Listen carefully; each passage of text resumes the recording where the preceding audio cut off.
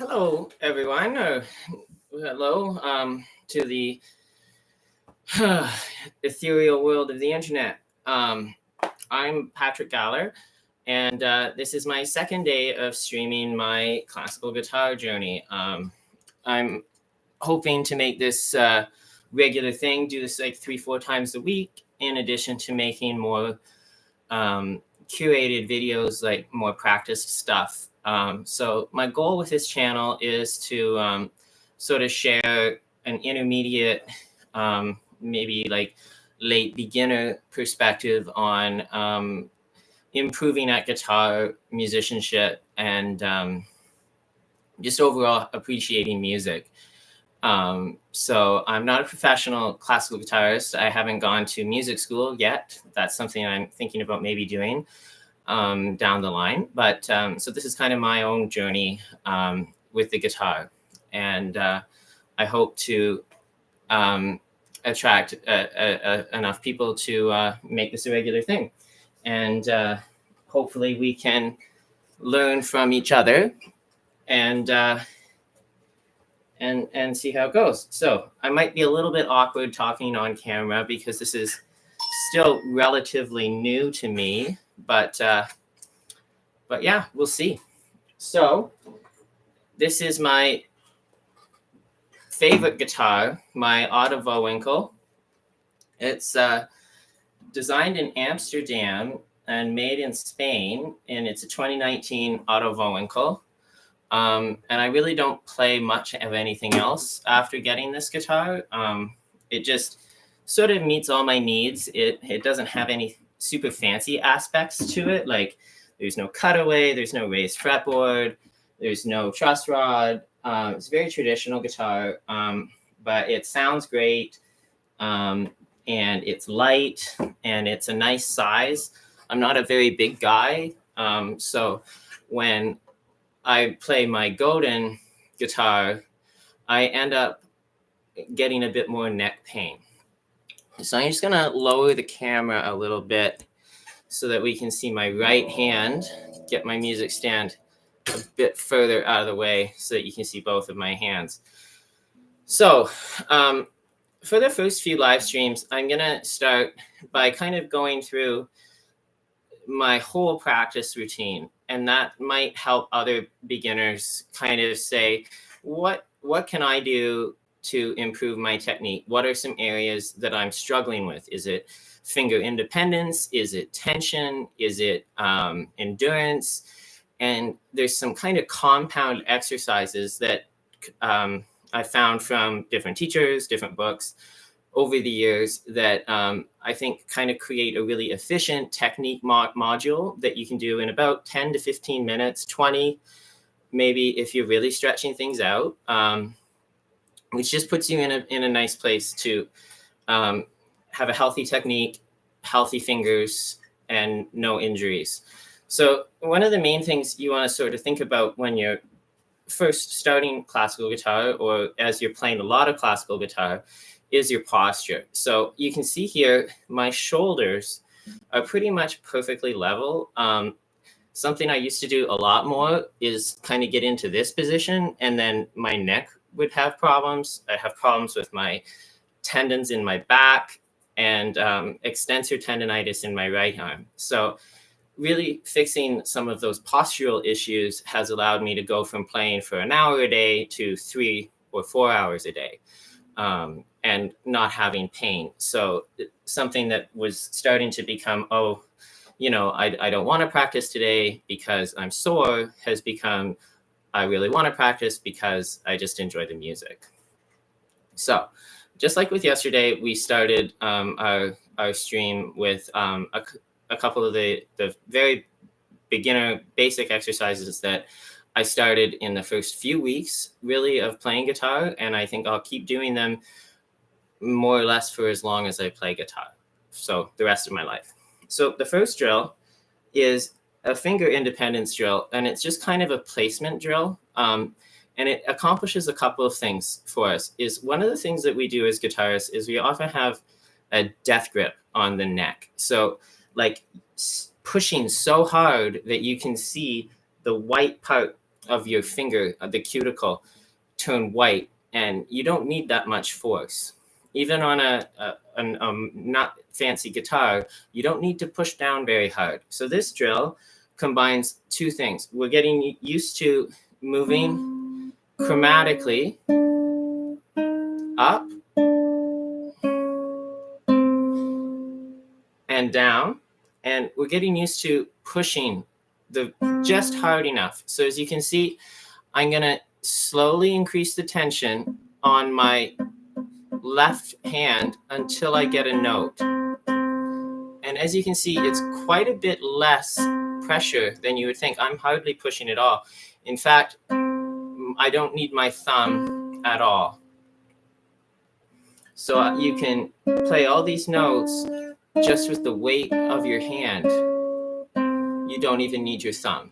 And the same is true for a bar chord. You can bar, and if your position is good, I'm not using my thumb at all for barring. Like I would use it if I'm playing, but I'm just, as an example, you don't need much strength. Kind of a common misconception. So, as with all the warm-up type drills, I like to do 3 to 5 repetitions. I used to be an athlete, so some of my practice habits have kind of driven from my experience as an athlete, which is maybe good or maybe bad. It depends on how you look at it. But anyway, enough preamble. Let's get into the first drill.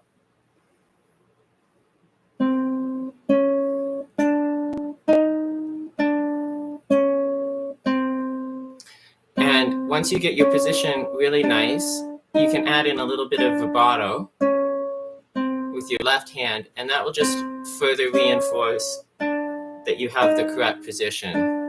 Because if you're not in the right spot, the vibrato will be more challenging to get clear. So I'll start doing it this way, and then after I've done a few repetitions, starting on my index finger, I'll move up here and do the same drill just backwards, starting on my pinky finger, because it shifts the balance of your hand just very subtly. And it's a good way to kind of learn that you should be biasing the balance of your hand a little bit towards the shorter pinky finger rather than the longer index finger that has a lot of reach. A lot of stretches on the guitar that seem really difficult or look really hard are not quite so bad as long as you're approaching it with the correct balance in the hand. Okay, so that's that drill done and dusted. So as a beginner, you might need to spend more time with that because you might also want to be thinking a little bit about your right hand, what you're doing there. All I'm doing, right hand technique there, is just alternating my index and middle finger with free strokes. I have a tendency to use more free strokes than rest strokes, which is something I'm currently kind of trying to change. Okay, so our next drill is a drill that I have me and many other guitarists have stolen from Scott Tennant and his famous technique book, Pumping Nylon. So it's a fixed finger exercise. So this drill has, it's a little bit more complicated than the other one. So I would get good at the other drill first, and then after a couple weeks, you could add this one in as well. So what we're going to do is we're going to go up to the 5th position on the G string, so the 3rd string, and we're going to just put all our fingers a fret apart, and we're not pushing down, like I'm just kind of resting my fingers lightly on the string so they're muted. And then we're just going to move one finger at a time. So we're going to start with our index finger. We're going to move from the 3rd string to the 5th string, and then the 2nd string, 5th string, 2nd string, and then 6th string, first string, sixth string, first string. And we're going to just do a couple repetitions of 3 on each finger.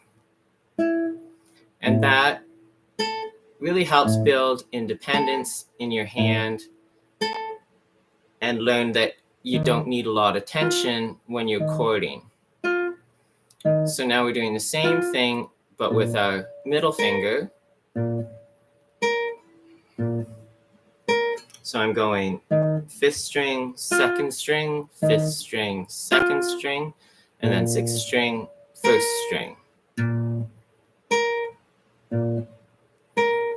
And then we're going to go to the next finger, the 3rd finger.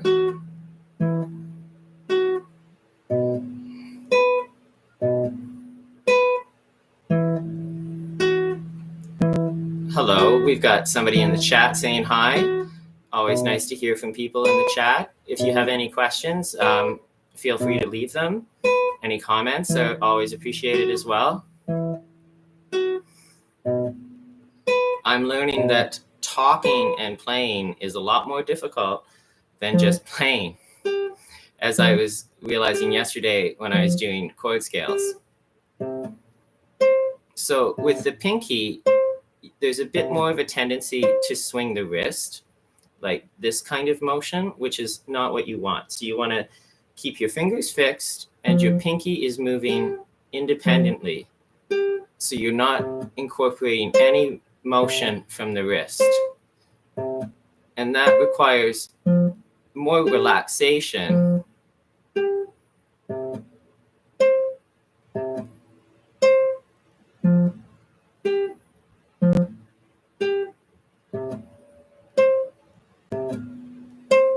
Okay, so there's other variations of that drill where you'll fix 2 fingers and move just one and then move 2 fingers at a time. And this one, I'm sort of starting to phase out because I find it adds a little bit too much tension into my playing.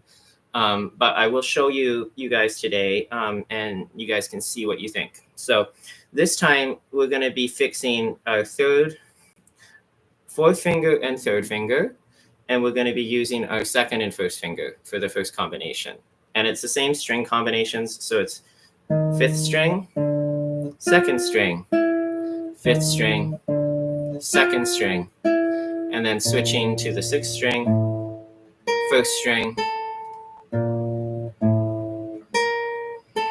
and just kind of doing this in alternation until it feels comfortable. And when I first started doing this drill, I might spend, 10 minutes at it because it was really hard. There's a lot of tension, lots of things I had to focus on. Even the right hand, when you're first starting these drills, is not going to be super natural for you. This is the 2nd most difficult combination of fingers with this drill. Is the middle fingers here, because they share a tendon, which makes it more difficult to use them independently. So you really want to focus on breaking that dependence. Okay, so this is actually the hardest combination of 4th and 3rd finger.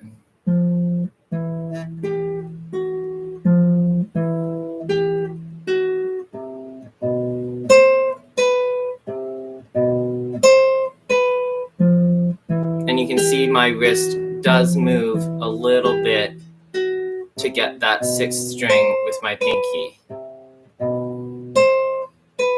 So just try to focus on reducing that sympathetic motion as much as you can, but a little bit, especially as you're starting, is probably going to happen. So that drill, I'm not sure if that version is in Pumping Nylon, but the first version is. So you can find that in Scott Tennant's book. So then the next combination, we're going to fix our middle 2 fingers and move this way, 4th finger, 1st finger.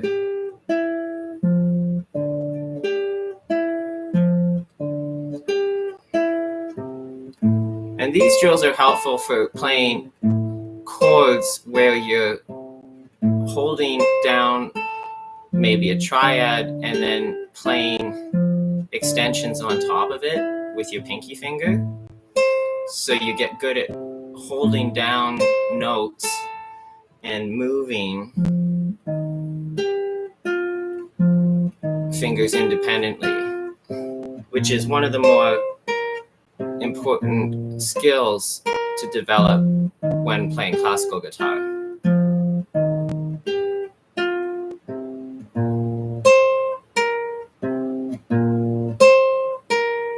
Okay, so then the last combination is the easiest one. It's our third finger and first finger.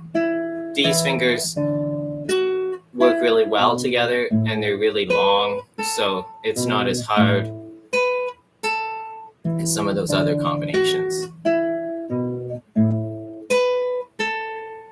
Okay, so there's our first few warm-up drills done.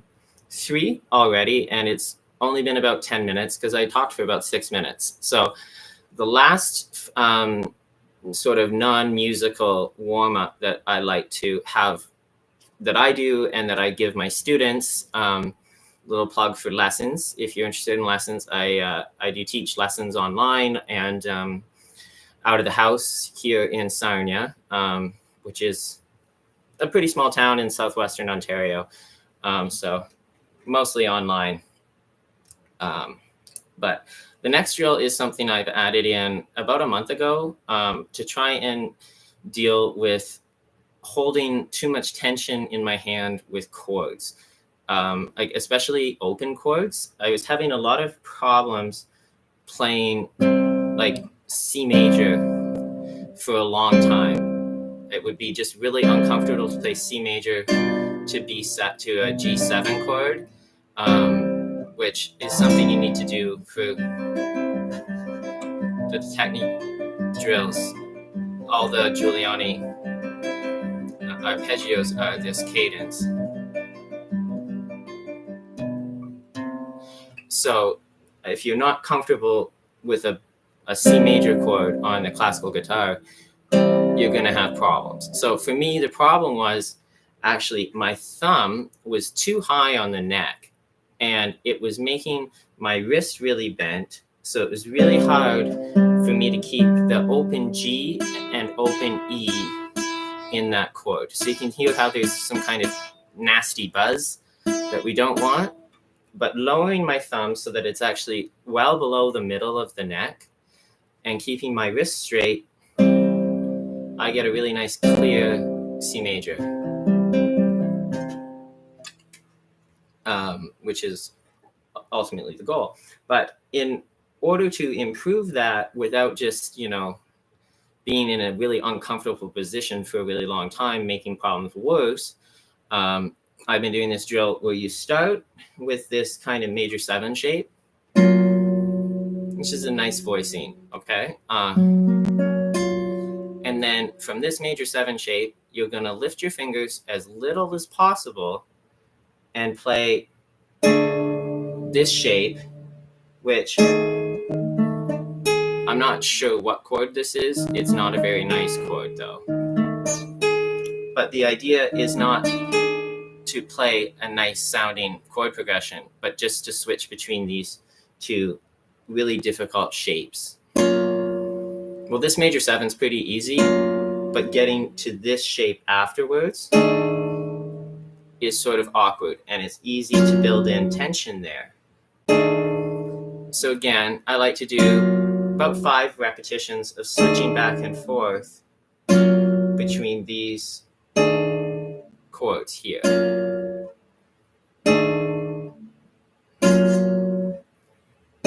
And I think if you add this drill in, you'll notice some pretty big improvements in your chording and the tension in your left hand, especially any kind of tension here, be helpful for getting rid of. So, and because the C chord is actually higher up, like lower on the strings, I'll also do that same drill on the next string set. So we end up with this chord and then this chord.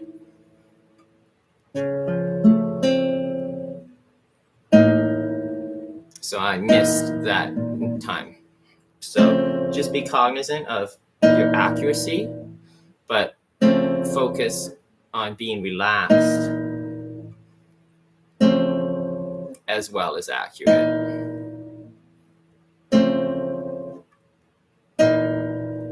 So something you can focus on if you're having a lot of trouble with tension is play the chord, release. So I'm still holding the shape of the chord, but I'm muting it.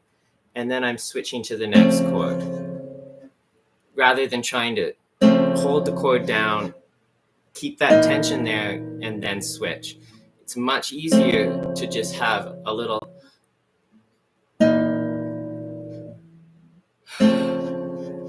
bit of breath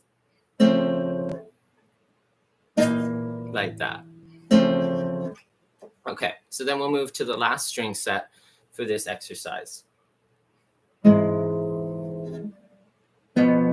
which is the most difficult. And you'll see that I'm getting some unwanted wrist movement and curvature in the wrist here. So obviously this is something that I still need to practice, and probably will need to practice for years, as many things on the guitar. That's kind of the fun and frustrating thing about learning an instrument, I found, is as I get better at one thing, it's like, okay, I got this song, I've got it memorized, never gonna forget it. 6 months go by, haven't practiced it, look at it, and I just say, what is this? I used to know this, and there's just like this disconnect, and it's faster every time I have to relearn things. But there's definitely a period of time where if I'm going to perform a piece at a wedding or something and I haven't played it since the previous summer, it's going to take me a couple days to brush it back up to a spot where I'm happy with it. Okay, so now we've gotten some vertical movement going. So the next drill, we're going to do same shapes, but just on the top 4 strings. We're going to do some horizontal motion, which helps us shift comfortably up the neck. That's something a lot of beginner guitarists and intermediate guitarists struggle with, is getting from here up to here, that kind of thing. Is a difficult motion. So we're going to just start with that same chord shape, this major 7, and then its opposite. And then instead of switching again, we'll move up a fret to position 2, position 3, position 4, 5, etc.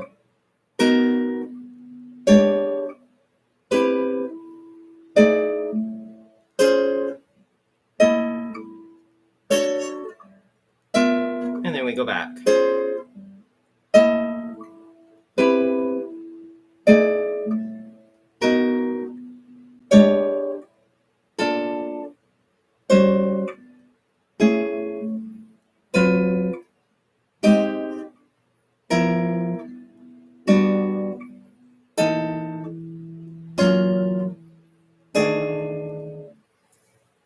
Okay, so that's a drill you can do.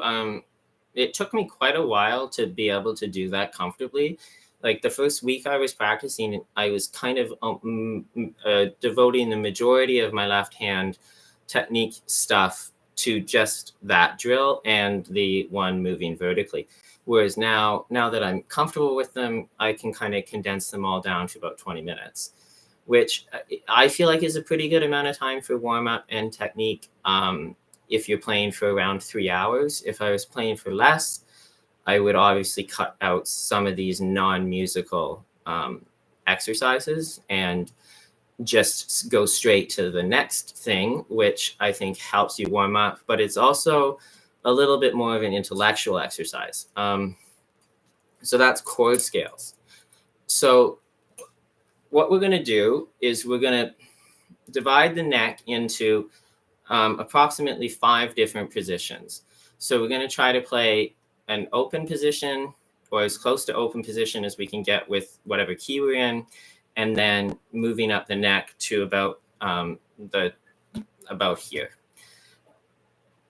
And what I like to do is just to get my ears used to hearing the different types of chords that you hear in the music, is I'll do triads and the dominant with the 7 and a diminished 7. And then I do the major minor 7s with the dominant 7 and diminished 7. So I do 2 sets of chord scales. The reason I don't just play all major minor and then minor 7 flat 5 is just because I like to get the tonality of that dominant 7 in my ear more, because it is in a lot of the music that I'm playing, like the 1-5 cadences. So just to hear that dominant a lot is really helpful for classical music, which is most of what I'm playing. So yesterday we were in E major. I think we'll stay in E major again. It's still kind of a more difficult key for me, but it's familiar enough that I can talk and do it. If I was in B major or A flat or something like that, it'd be a bit more of a struggle. Okay, so we're going to start with the triads in our first position here. So we've got an E major chord. And if anybody wants, if there's interest, I have a book that I wrote out all of these voicings in, just in tablature, and I would be more than happy to share that with people if they find that that would be something useful for them. It took me a few weeks to make the book, which that's obviously the best way to do it, because then you're like going through, figuring out all the voicings, and learning the fretboard that way. But if you're a little bit more cramped for time, you don't, want to navigate like C flat major or C sharp major, those kinds of weird keys, you don't need to worry about it. I've got it written down and can hook you up with the PDF. Okay, so we're going to start with an E major, just using the top 4 strings as much as possible.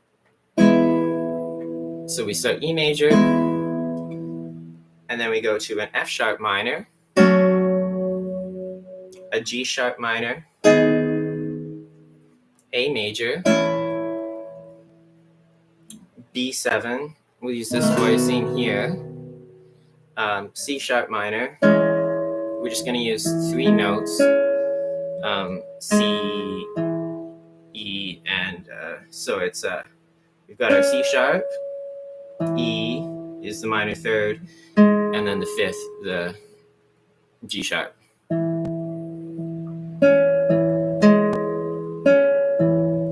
So that's a sound that you're probably quite familiar with. It's the Temple of Time sound in The Legend of Zelda: Ocarina of Time, where it goes.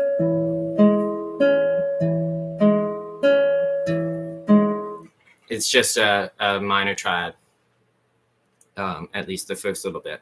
So we've got this C sharp major, C sharp minor triad, and then D sharp diminished 7 back to our E major. So I like to go through these, 2 or 3 times. This is not a technical exercise for me. Like, I'm not trying to go through the chords as quickly as possible. It's more like thinking about, okay, what voicings am I using? How can I get to them comfortably? How can I get to them without introducing a lot of stress or tension? If I set the metronome, especially to a speed that I'm not quite comfortable with, it's just too many things going on in the brain at once for me, at least first thing in the morning. So we've got E major, F sharp minor, G sharp minor, A major, B7, C sharp minor. You can play that E on top if you want. It's in the chord, but I prefer it without it. D sharp, and then back to our E major. Okay, so now we're going to move up to another position and do the same drills. So one of the cool things about guitar is how many different ways you can play the same chords, even the same inversions of chords. Like this is the same inversion, but that octave here gives us a slightly different sound than this open string octave. So we've got E major. We use the same F sharp minor. Go up here for G sharp minor. And then a bar chord for A major. So this is A major 7. That's what I accidentally played. What we want is A major. So just your pinky fingers on the 5th fret on that A. So you've got A major, B dominant, C sharp minor, D sharp diminished, and then back to E major. And this is kind of an uncomfortable voicing. Like I probably wouldn't use this voicing if I was improvising. I really like it as a major 7 though. So I use this major 7 shape a lot. It's got that kind of light, airy sound.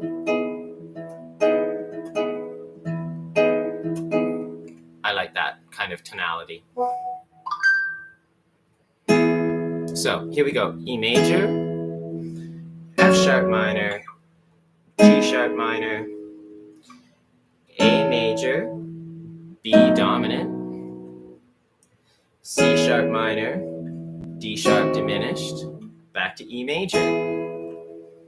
Okay, so we're pretty comfortable here. Again, if you need the chords, feel free to send me a DM, and I can send you a copy of that in whatever key you would like to work on. So this is about learning and helping people learn. So whatever I can do to facilitate that. So we've got E major up here. So the root is here on the 2nd string, this E. So you get E, and then F sharp minor. So we don't have to move at all to get that F sharp minor. G sharp minor, again, a very small movement. And then A major, I'm gonna move up a half step for that. And then B7, back down a half step. C sharp minor. So this C sharp minor is actually based on the 5-string bar chord. I'm just not using the 5th string as much as I can, so I'm just playing that. But most of you probably already know this shape. It's this C sharp minor here. Just the root is now here instead of here. So there's no octave for the C sharp. And then we need a D sharp diminished, back to E major. So that's our diatonic chord scale in E. And there's other chord scales like harmonic, minor, modal stuff. But as of right now, I'm mostly focusing on major. Just because this is all relatively new to me. And I find like the modes of harmonic minor very confusing, and like playing like major minor 7s, that's still a little bit new. So I need to go through, do what I did with the major scales and modes, and make the chord chart for the harmonic minor next. When I have more time to sit down and do that, that's my next kind of away from the guitar project. Okay, so let's do this again one more time in this position. So this is in 4th position. So we've got E, F sharp minor, G sharp minor, A major, B7, C sharp minor, D sharp diminished, E major. Cool. So now we'll go back up again to position 7. And again, this is a bar chord that you're probably familiar with, though some jazz and country guys will play with this finger only, like that, with their third finger barring. I don't have a lot of mobility in the joint there, and I'm usually playing other extensions. So I use this version of the bar chord where I use, I'm barring the fifth string and the sixth string, fifth string and the first string, and then playing one finger per string here. It gives you a really nice clear sound as well. But for our purposes, we're just going to use the top 4 strings. So we've got E major, F sharp minor, G sharp minor, A major, B7, B7, C sharp minor, it's right here, D sharp diminished, back to E. So we do the same thing one more time in position 7, E, F sharp minor, G sharp minor, A major, B7, C sharp minor, D sharp diminished, E. Okay, so we've just got one more position here to go over, and that's going to be in position 9. So we're going to start with this E major, which is, if you remember when we were back here, it's the same shape that I used to play the A major chord earlier. But up here, it's an E major chord. And the root is here. Or here. Depending on... Okay, anyway. So we've got E, and then F sharp minor, G sharp minor, A major, B7, C sharp minor, D sharp diminished, E. And this is actually probably, if I was going to have a student focus on just one position for chord scales, which is how I would have them start, like I wouldn't have you start by doing 5 positions for the chords. That's overwhelming. I would have you start doing one in a key that you're comfortable in, probably C or D. Those are comfortable keys on the guitar. But I'm trying to push myself a little bit out of my comfort zone and work on 5 positions for the triads and 5 positions for the 7s. And that just kind of really helps me memorize them, but not just memorize them in terms of going through them diatonically, but memorize how the chords are actually constructed. Okay, so let's go through this one more time. E major, F sharp minor, G sharp minor, A major, B7, C sharp minor, D sharp diminished, E major. So that's probably my favorite of the positions to start a student in because it's relatively easy and you're hardly moving. So if we go back to C, for just as an example, we could play C, A major,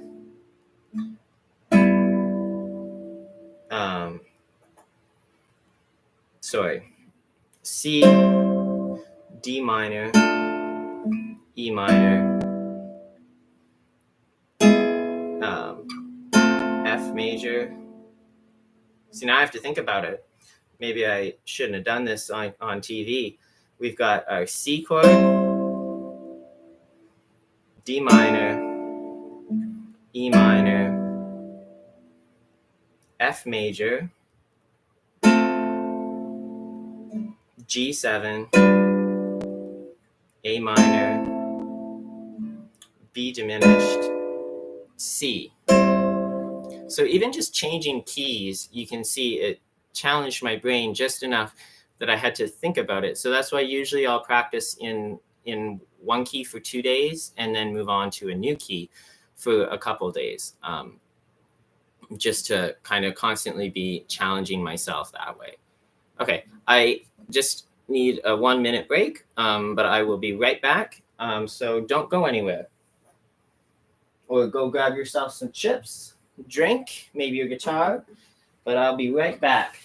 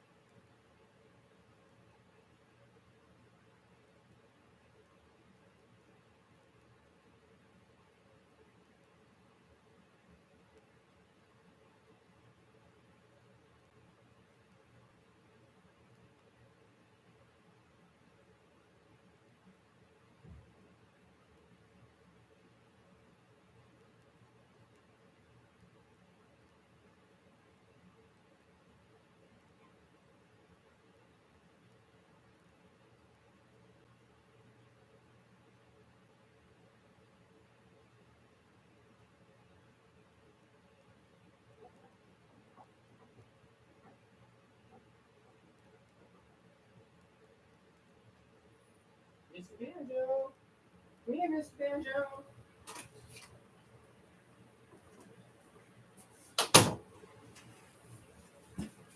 All right, hello, I've returned. Sorry for the brief interruption. I was trying to get my cat, Mr. Banjo, to join us on the stream. He's my biggest fan.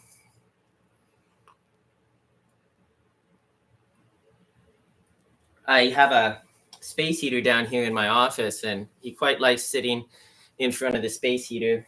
Oh, there's a cat. There's Spike. He's our Maine Coon Pixie Bob mix. So he's very floofy, and he has no tail. Kind of a cute little guy. My cat is Mr. Banjo, and he looks like a Russian blue, but he's actually just a tabby. All right. So now we're going to do the same drill, but with the major sevens, minor sevens, dominant sevens, and diminished seven. So in E major, I don't really like the open E major seven here that much. So I'm going to skip that today and just go straight to this voicing that I like quite a bit more. You could add, could play it like this with the low E if you wanted, but I like that voicing. So we've got E major 7, F sharp minor 7, which as you can see, is actually a very easy bow chord to play F sharp minor 7 here. And I'm just bowing the top 4 strings. And then we're going to, same shape for G minor, G sharp minor 7. And then A major 7, B7, C sharp minor 7, D sharp diminished, and E major 7. So just playing through these chords will give you an idea of what they sound like. So like it helps me with in my own lessons, when my teacher plays me chords, I'm getting better at identifying what types of chords they are. I still struggle with minor 7 flat 5s, confuse them with diminished, or minor major 7s. are just so odd sounding to me now that I haven't quite internalized that yet. So it's a work in progress, but we'll get there. So E major 7, F sharp minor 7, G sharp minor 7, A major 7, B dominant 7, C sharp minor 7, D sharp diminished 7, E major 7. Okay, and then we're going to go up another position to position 4, and we are going to use the 5th string for this chord here so that we can get the 7 on the 2nd string, this D sharp. So you'll notice that the diminished chord is a D sharp and the 7 is a D sharp. So they're related. So we've got our E major 7, another nice voicing. We're going to go back here for F sharp minor 7. And then G minor 7. So that doesn't sound right. 1 second. E major 7, F sharp minor 7. I played F by mistake, sorry. So it's E major 7, F sharp minor 7, G sharp minor 7.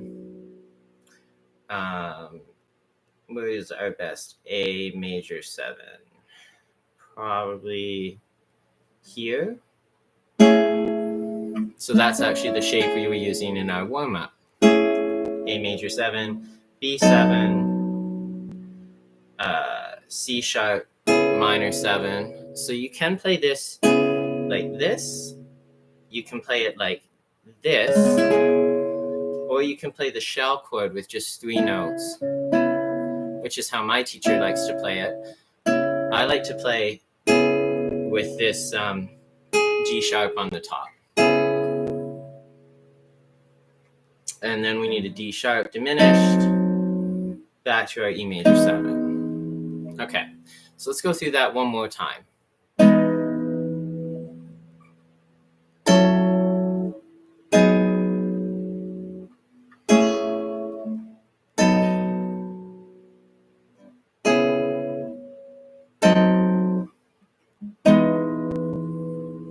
Okay. Clear as mud, hopefully. If there's any questions about that, feel free to leave a question in the comments in the chat, or if you want more of that, less of that. Again, still figuring out how to do this, how to make it most entertaining for the audience. So we're going to be trying a few different things over the next couple of weeks and see what works. See if we can dethrone Rick Beato as the king of YouTube music. Obviously, I'm just kidding, but maybe we get on Rick Beato someday. All right, so next up, we're going to play. This is probably the E major 7 chord voicing that is most familiar. It's based on that major bar chord, so it's just flattening this octave to the 7. So we're lowering the E to the D sharp, and it's a really nice voicing. This one is probably nicer, I think.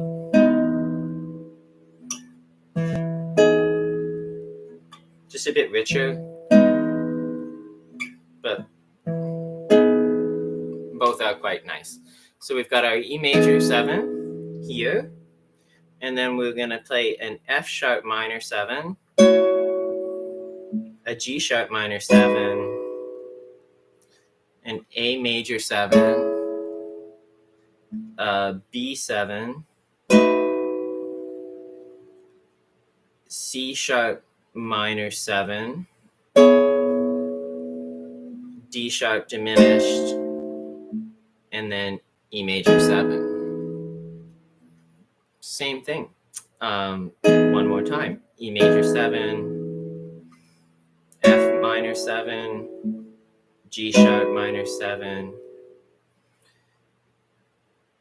A major 7, B7, C sharp minor 7, D sharp diminished 7, and then our E major 7.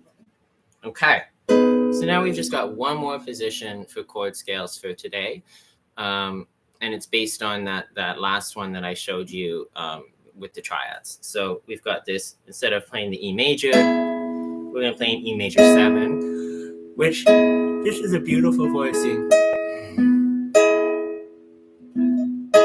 Kind of thoughtful, maybe a bit pensive.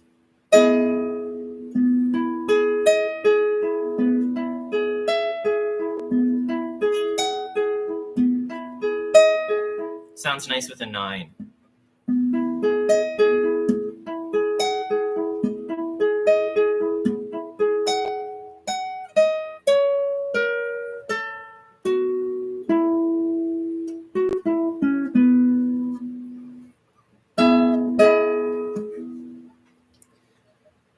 E major 7, and then we're going to play an F sharp minor 7, which will be here. I'm bowing and just using my second finger to play this A on the second string. So we've gone E major 7, F sharp minor 7, G sharp minor 7,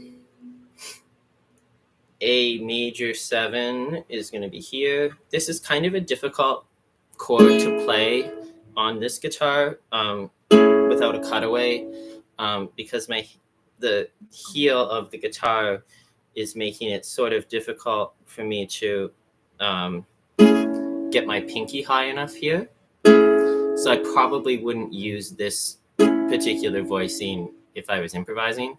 I might on, you can't see the cutaway, but I do have a cutaway guitar that I use for improvising on.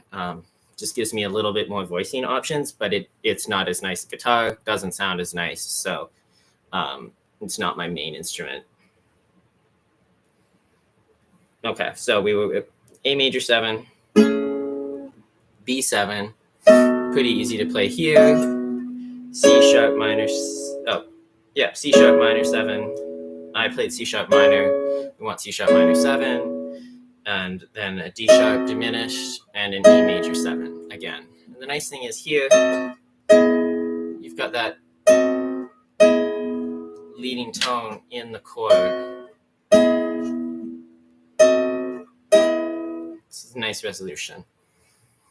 Okay, so that's about enough of chords for today. So the next thing that I like to practice is some scales. So we're going to run through a few sets of chromatic scales, and then a few sets of diatonic scales, and then we're going to move on to some arpeggio studies, which I think might be a bit more interesting for people to listen to. But I do think it's valuable, especially for people learning, to kind of start thinking about playing chromatic scales and how they're playing the chromatic scales. So we're going to use a 5-string, we're going to root our chromatic scale on the 5th string today. It's a bit more challenging to play rooted on the 6th string, especially if you're playing 3 octaves. It's more or less the same if you're just doing 2, but we're going to focus on 2 octaves today, and we're going to play C chromatic, D chromatic, and F sharp chromatic, because that's going to have us up above the neck quite a bit, and that will really challenge our left hand dexterity and relaxation. So let's get out the metronome here, and we're going to dial it to a fairly slow tempo for our first scale.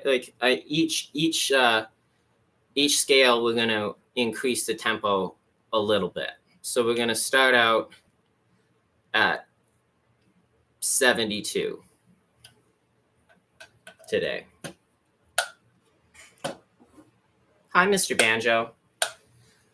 Okay, so that's 72 beats per minute on my old school metronome. And we're going to start using rest strokes in triplets with our middle and ring finger. So that's the hardest combination of right hand fingers for picking. So I like to start with it, especially because I'm starting at a slower tempo. And we're going to play our scales like this. So we're going to play each note 3 times. We're going to play each note 4 times. And we're going to play each note once, just as 16th notes. So we're going to start triplets, move on to 16ths, and then just 16th notes straight through the scale. Okay, so let's give this a try. C chromatic with rest strokes.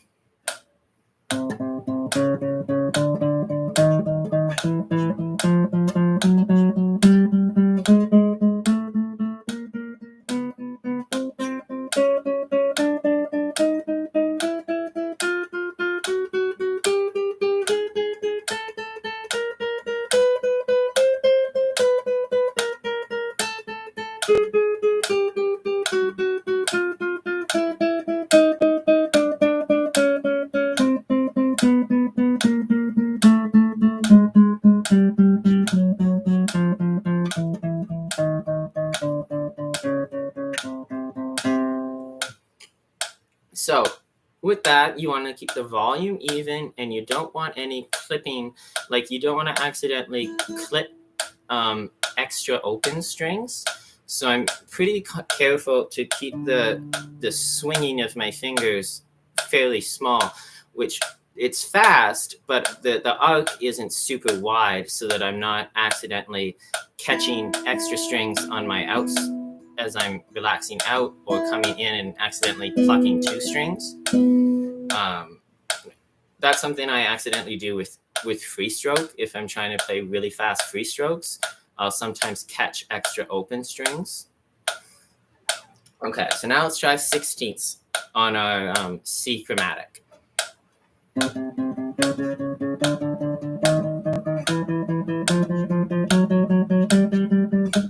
Oops, so I made a mistake, so we're going to start again.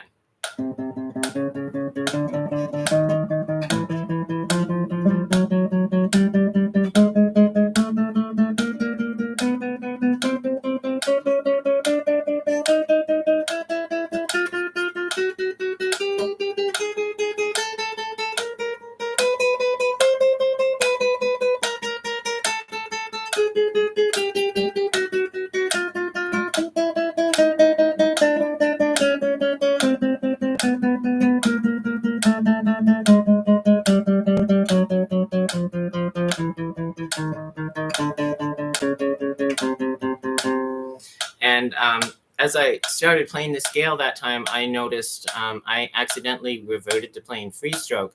So you probably did notice a bit of clipping because I'm not as accurate with free stroke with these 2 fingers.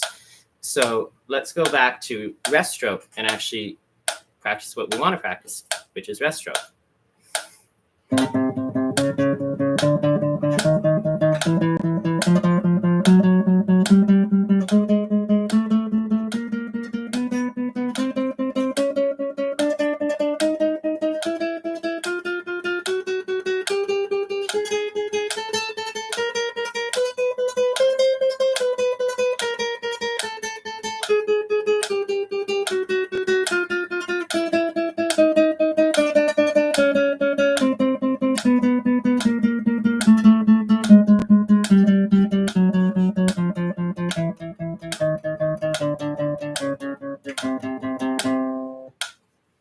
Okay, so that sounded a little bit better.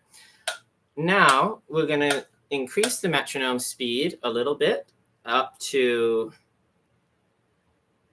80,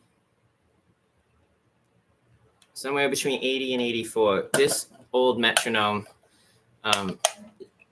it's not as accurate as my phone, but my phone has a lot more distractions. I hate using the metronome on my phone because every time I open my phone, I check YouTube, I check Instagram, I check dating apps or whatever I'm, wasting time with at the time. And it eats into my practice. So whatever you can do to not use your phone while you're practicing, that's going to help. So physical metronome doesn't have to be one of these old school ones. You can get digital metronomes. I had a digital metronome, but I made the mistake of leaving it on my desk. And my friend, Mr. Banjo, who's sitting down here, right there. Let's see if we can see him. You can see his little head. He likes to knock things over. Hey, buddy? So he was the death of my physical metronome. Okay. Back to me. So now we are going to play a D chromatic scale, starting on the 5th string, but we're going to use I and M instead. And I'm going to use rest stroke as well.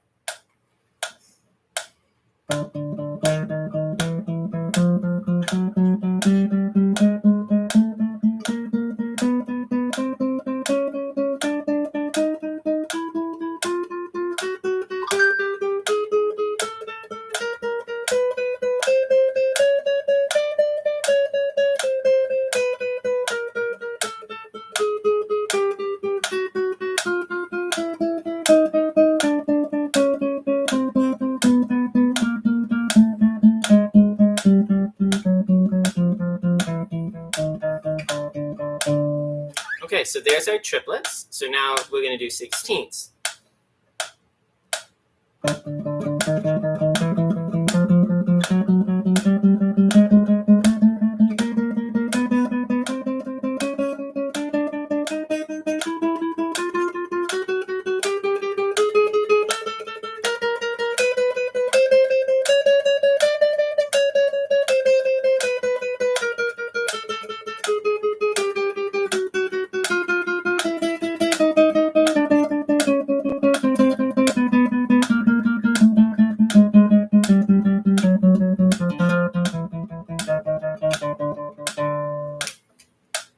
I actually find it more difficult to play 3 or 4 notes per scale step than just one, because it requires a lot more endurance. So just running up and down scales as single notes is useful, but the tremolando style is very helpful in terms of building up that endurance.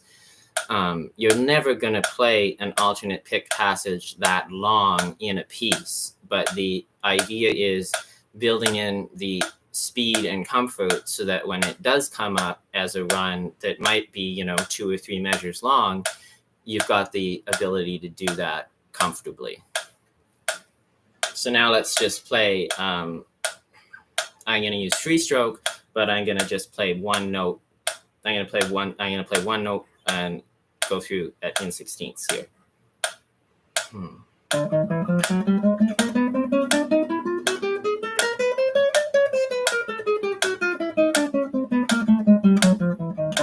So that's a little bit easier than playing the tremolando.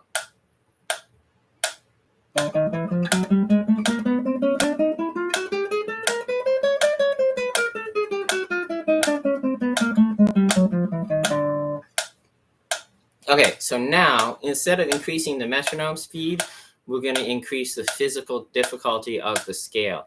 So it's the same shape. That's one of the nice things about chromatic and diatonic scales on the guitar is once you know one shape, you know all the shapes. Like you can just play the same shapes for all the scales. Unlike piano, where you actually have to know the order of steps, like whole steps and half steps. So that's something that I think slows down guitarists in terms of their ability to understand what they're doing with their scales. But it helps us in terms of technique and improvisation because you can just fly through, that same shape. So we're going to go up to F sharp and play an F sharp chromatic scale. And I'm going to use my middle and ring finger this time. But I'm just going to use free stroke. Just to reduce the complexity of my right hand very slightly.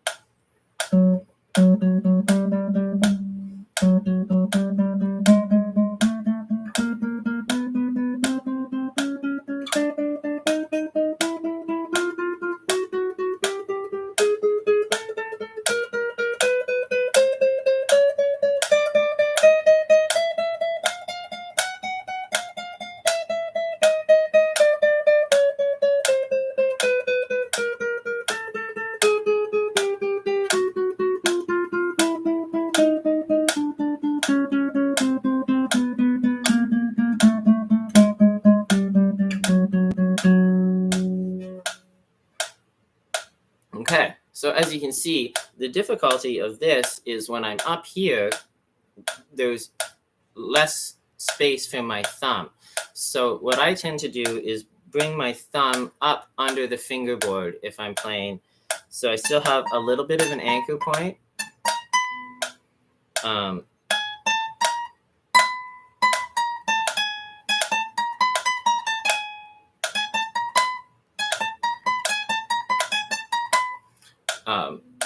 Pretty hard to play those notes on this type of guitar. There's 19 frets on this guitar. An acoustic guitar usually has 22, and I think my RG has 25 on my electric guitar. It's either 24 or 25. So there's quite a bit more range up in terms of the upper range of the instrument on an electric guitar than a classical guitar. And the body is in a different spot. Like the body of the classical guitar is quite a bit bigger than an acoustic guitar because it needs to be louder. So instead of meeting the neck at the 14th fret, like my Taylor, it meets at the 12th fret, which gives you quite a bit more space wood here.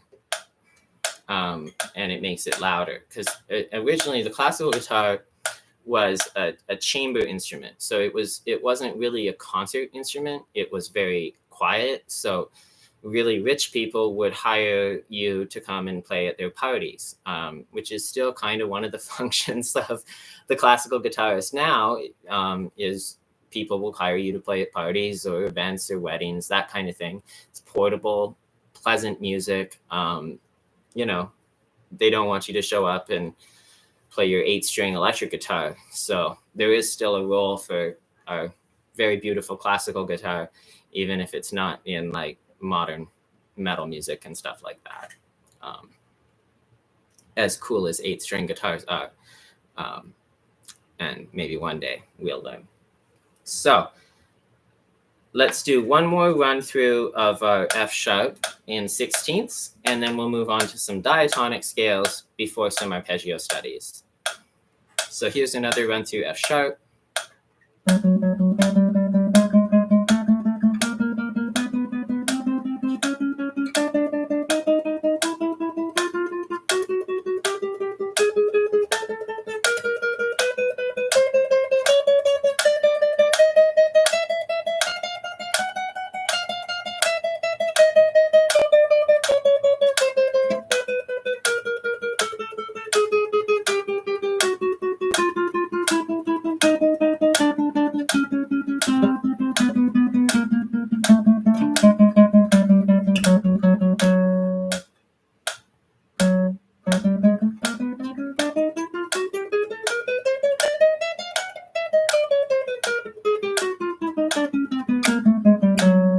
So that's a fairly difficult scale to play, but it really helps with relaxation because you can't play that scale if you're tight.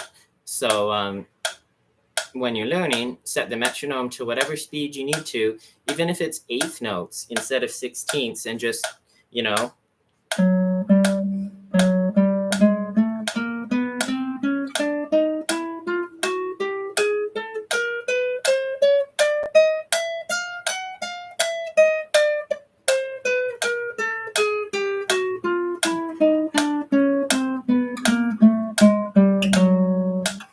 and when I was a real beginner, like 10 years ago, when I first started playing, I would often set the metronome to the quarter note and just go.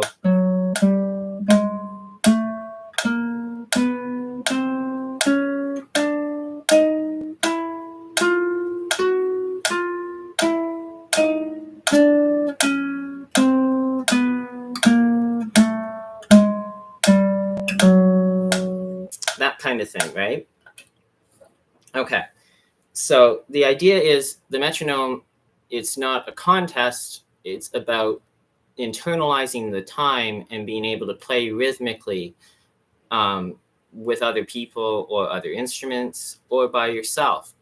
Something that, like, I very, very infrequently play with other musicians, but I'm usually able to kind of lock into their time because I'm so comfortable playing with a metronome.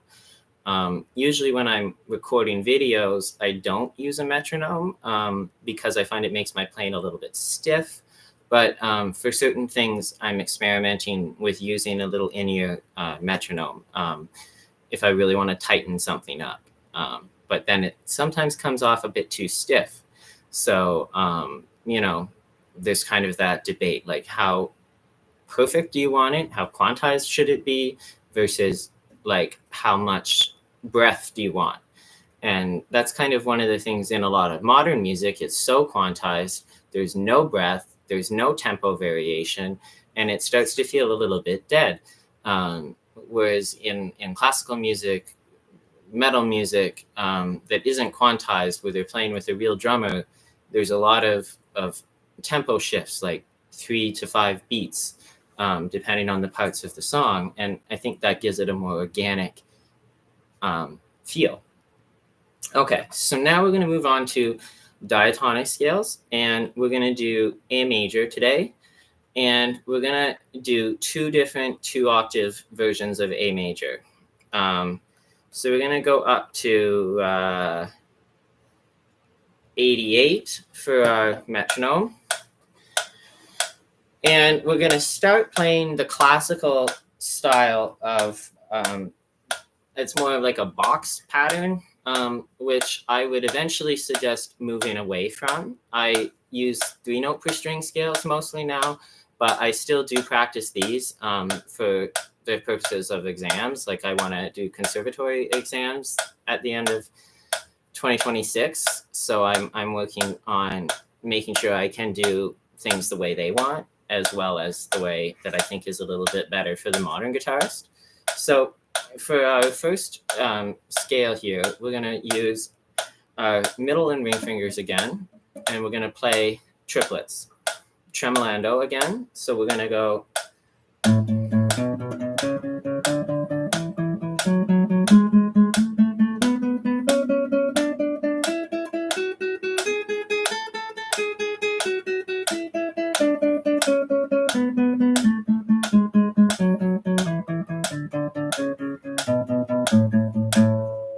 Okay, and now I'm using free stroke again for my right hand technique. I prefer free stroke for a few reasons. I can get almost the same tone as I can with rest stroke.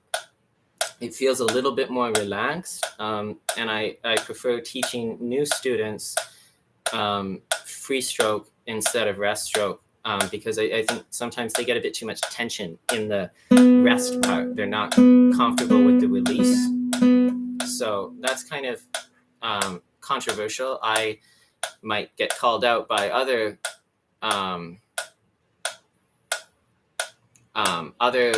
guitarists for using free stroke with early students. So we've got a question from someone in the chat. Hi, guy in the chat. Nice to meet you.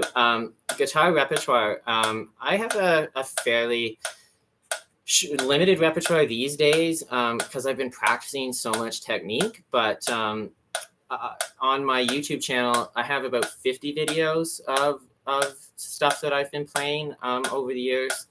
A lot of Carcassi, Giuliani, Fernando Sor, some Tarrega, that kind of stuff. The piece that I'm working on posting next and getting ready, like getting up to performance quality, is a piece called On the Nature of Daylight by Max Richter. I found a beautiful arrangement of it last week, so we're going to be adding that in. After the scales, I'll show some of the little arpeggio studies and technical studies that I've been working on, which I think actually make good repertoire for weddings and stuff. Maybe not for a concert, but we're not all gearing ourselves up for concerts right now. So let's continue with just a few more minutes of scales, and then we'll do some arpeggio studies. I hope that helps answer your question. It's great to get questions and comments from people, knowing that you guys are and hopefully enjoying the stream. This is my second time streaming, so it's it's new to me talking on camera like this. I did do some of this type of stuff back in my previous career as an anthropologist, but I'm trying to move into music instead of academia, so we'll see how that goes. Okay, so we did triplets for A major, so now we're going to do 16ths with free stroke.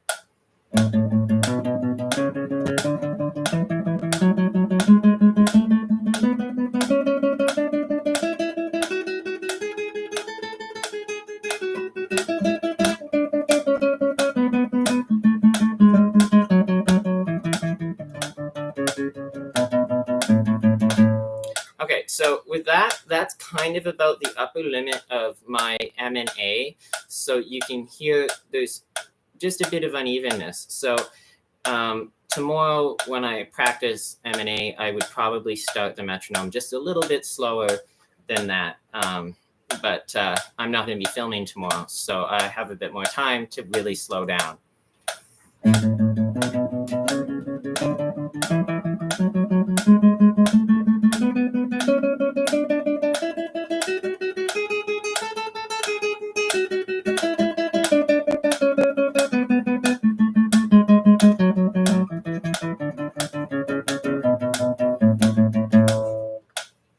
So just as my fingers are getting a bit more tired and tight on the way back ascending through the scale, there's a little bit of roughness there that we don't want. Okay, so now we're going to switch to IM, and we're going to switch the shape of the scale. It's the same notes, but instead of playing either 3 or 2 notes on a string, we're going to play 3 notes per string, which is the more modern jazz and metal style of playing scales. It's really good for improvisation. It lays out your arpeggios really nice. That kind of thing. So yeah, let's give it a go.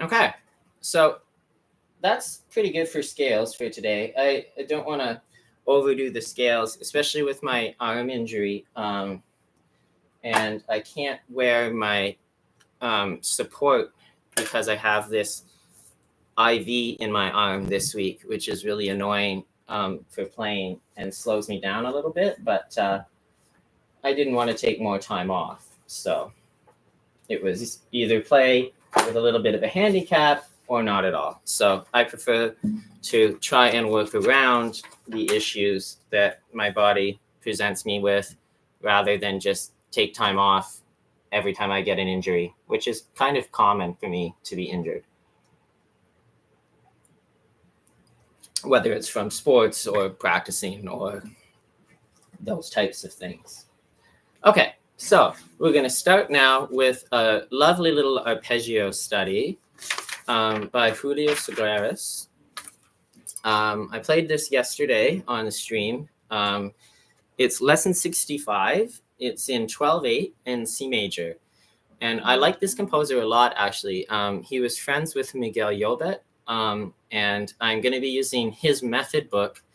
I'm doing an experiment with a local music foundation starting tonight. We're doing group classical lessons for kids. And we've got 6 weeks, and I want them to, be able to play a prep level piece by the end of the 6 weeks. And Segurares wrote a method book that we're going to be experimenting with. It's not very well known, but it's freely available. So it's great for the kids because I can just give it to them because they don't have a lot of money for resources. The Guitar Foundation actually gives them the guitars to play with while they're coming for the lessons. So I think it's going to be a great opportunity for the kids. I'm really excited to meet them and start teaching kids again because it's been a couple years. Okay, so let's go with this piece. And the melody comes in on the second triplet. So it's there.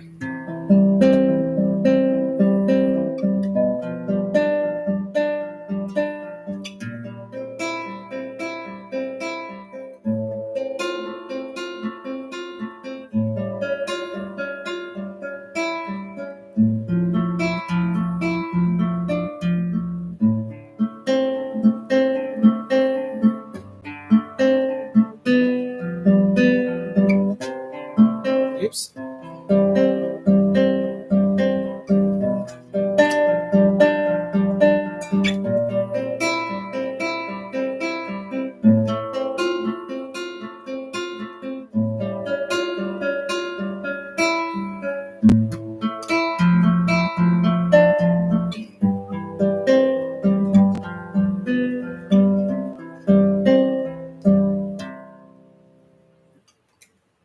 So with these pieces that like this piece I've been working on for a couple weeks, so I pretty much have it memorized. So I'll only play it 2 or 3 times unless I find like there's a spot that gives me a lot of trouble, which in this piece has been historically going from this A minor. So we go A minor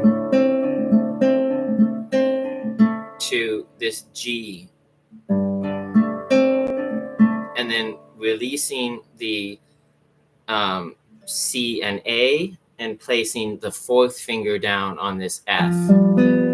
I find that to be a slightly challenging motion. So it's something that I had to kind of take away from the piece and just practice that on its own a few times. That's something I like to do with repertoire, is rather than just like, hammering through the same mistake over and over again, play through the piece, find the mistake, isolate the mistake, put it back in. And usually that's much, much, much more efficient than just trying to, every time you get to the hard part of the song, play it better. And it helps with anxiety. I used to get a lot of anxiety because I could only play through pieces sequentially. So if there was an interruption in my sequential memory, I just couldn't finish the piece. I was done. So that would create a lot of stress when I was first starting to perform, because it'd be like, oh my God, if I screw up Adelita, I'm not going to be able to finish Adelita. And it's a well-known piece. So I wanted to make sure to a good habit to get into is to start and stop at different parts of the music rather than just trying to always play from the first measure to the last measure.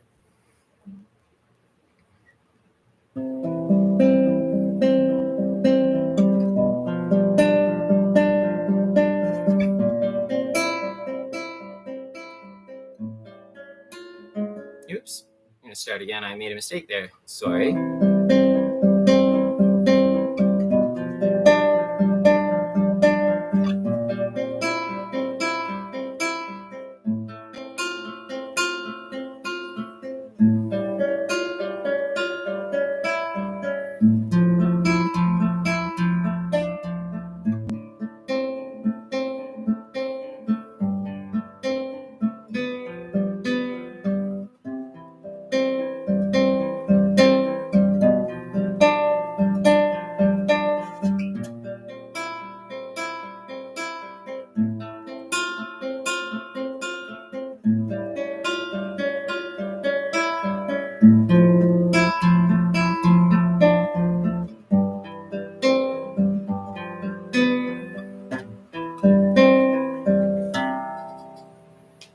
Okay, I think that's a lovely little piece. It's too hard for our beginner students. that we're going to be working with this week, but it's a great piece for repertoire if you're a beginner guitarist. It's got quite a few little challenges in it, like so some of the challenges are playing this bass line independent, keeping that whole note ringing throughout. You've got this inner voice and then the melody on top. So you want to try and make that melody sing as much as you can.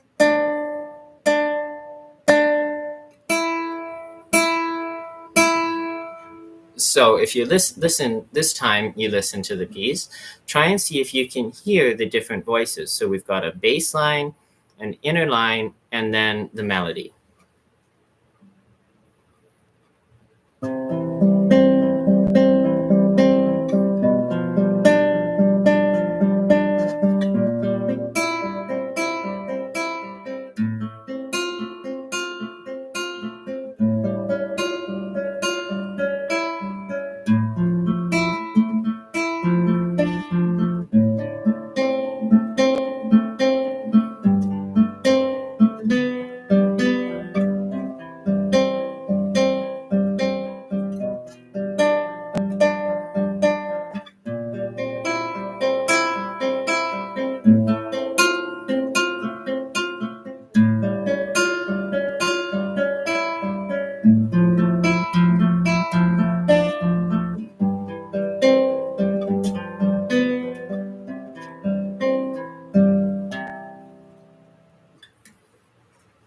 Okay, so hopefully I played it well enough there that you guys were able to hear the different voices. And that's something that you can focus on in your own playing by playing the voices separately from each other.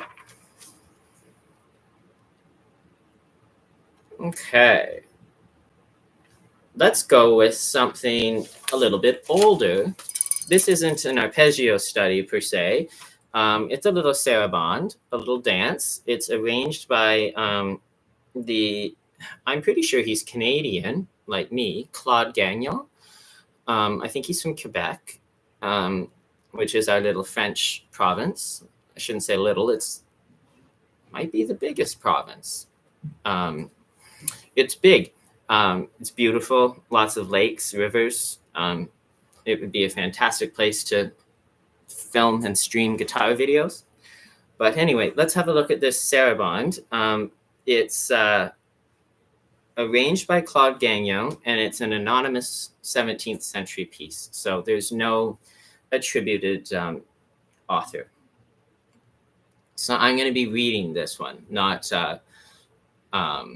I haven't played it in months, so not quite sight reading. I did learn it at one point, but it's been months since I've played it, so it will not be smooth the first couple times.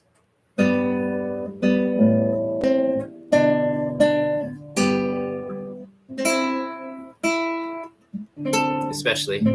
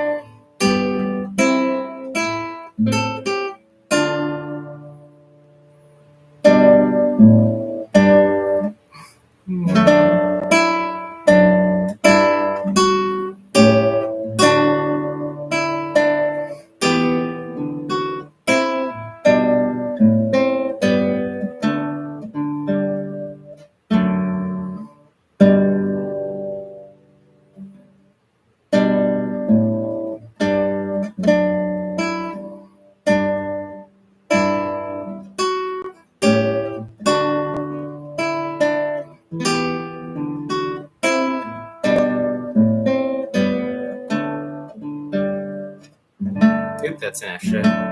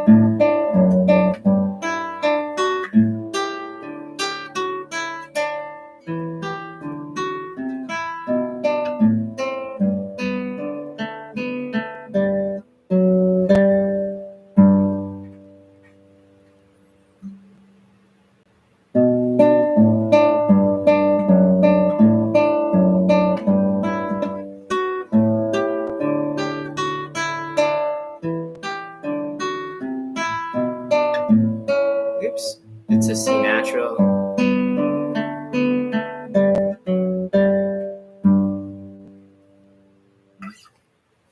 So as you guys could hear, that's a little bit rusty. Some of the transitions need a little bit of practice. So I'm going to spend a little bit of time practicing that today, and then we'll move on to a few other pieces in this book. And eventually, the last piece I'd like to show off today is again on the nature of daylight for the last 20-25 minutes or so.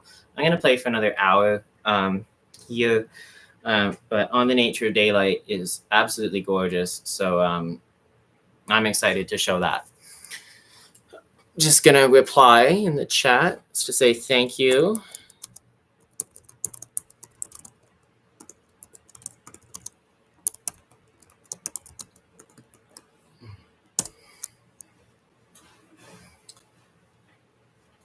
Okay, so let's give this saraband another try. The spot that I was having trouble with was going from this C major to this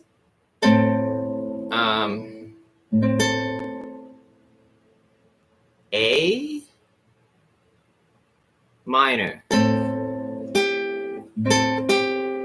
It's just the fingering.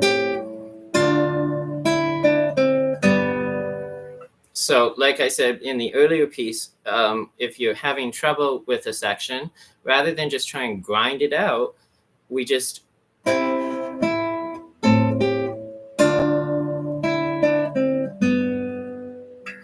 it's already getting better.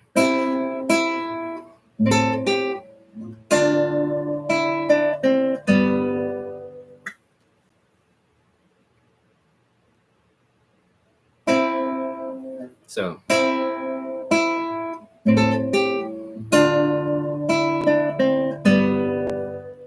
okay, let's try again the whole piece.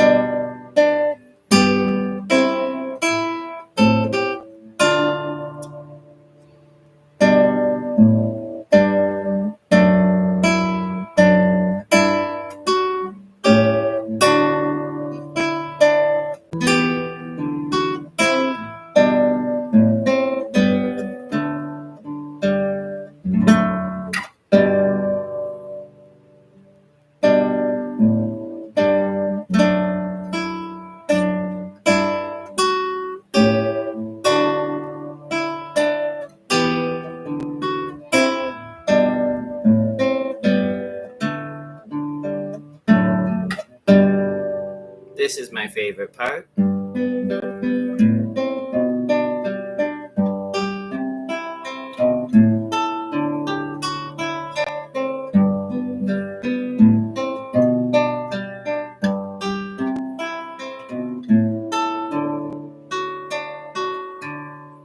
And I might go for a color change.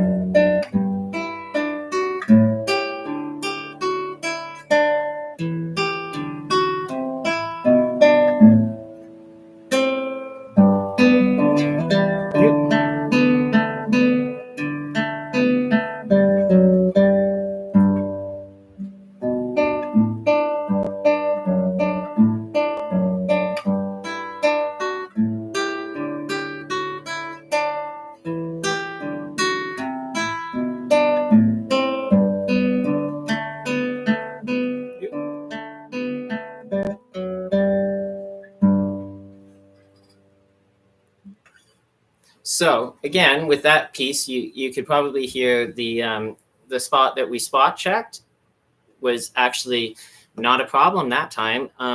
Then there's just one part in measure 30 that I kept making a mistake in. So again, I would play the measure leading up to that.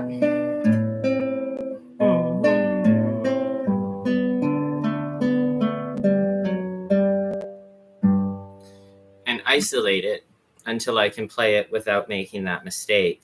So usually that's just 3 or 4 times, and it will just help you to learn. Mistakes should be opportunities for improvement, not areas of frustration. If it's an area of frustration and not an opportunity for improvement, maybe you're playing something too hard. And it's really, our ego sometimes makes it harder for us to learn than it otherwise needs to be. Like when I first bought a classical guitar back in 2026, I think. No, 2016, sorry. It's not 2026 yet.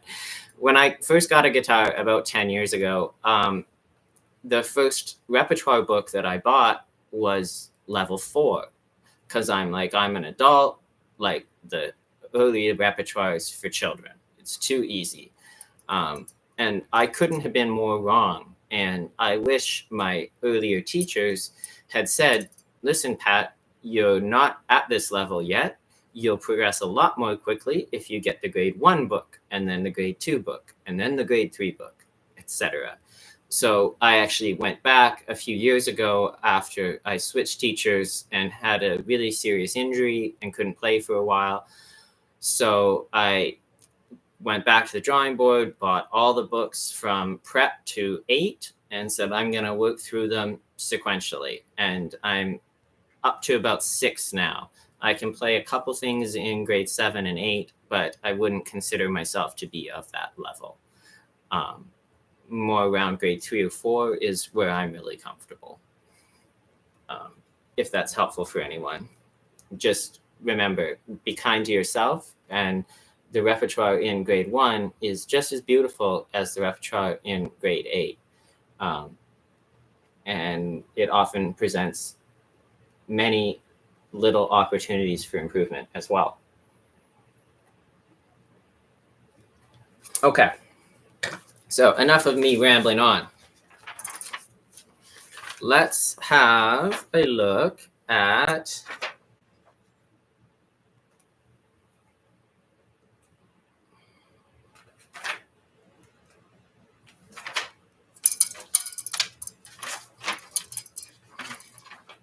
another piece that we did yesterday on this stream, which is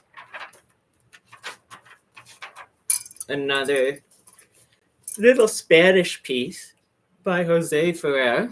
And it's kind of a fun one because you can, it sounds harder than it is. Like it's one of those pieces that, people go, oh, is that hard? It's not hard. But it's got some fun, like flamenco-y kind of sound to it. Especially if you use rest strokes for the first part of the second movement, where you go.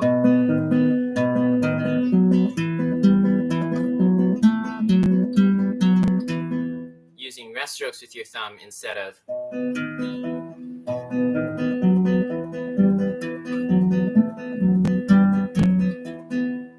There's a big difference if you hear it with the rest strokes again.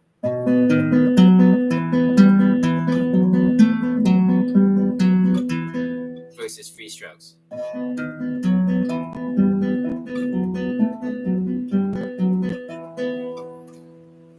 So I like the rest strokes there with the thumb to really pull out the bass line. So you'll see that in the second movement.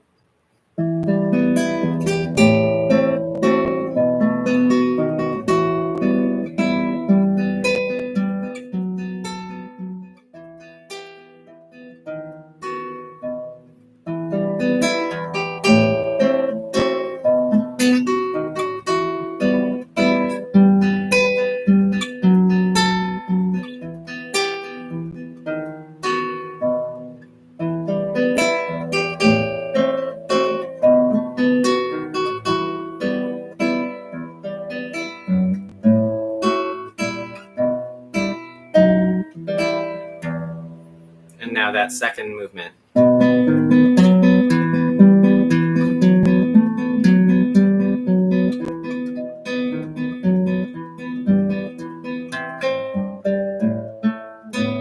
Ah, sorry.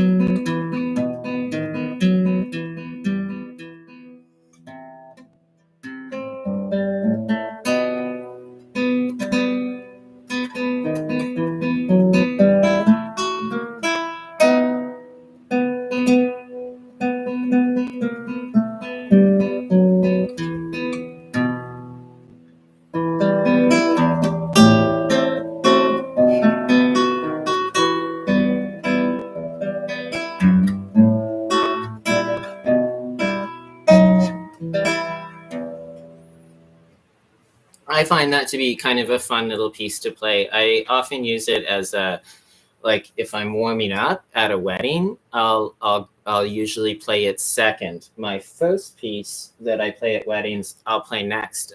It's a little piece by Andrew York called Snowflight. It's gorgeous, considering the low level of difficulty. And by difficulty, I'm often referring to technical difficulties as opposed to musical difficulty. Like, I'm learning Asturias right now, and the hard part is the slow part, not the really fast part. Both are fast. I mean, both are hard. It's why I'm not showing on the stream me learning Asturias. But maybe next week we can look at the first half of the first little bit.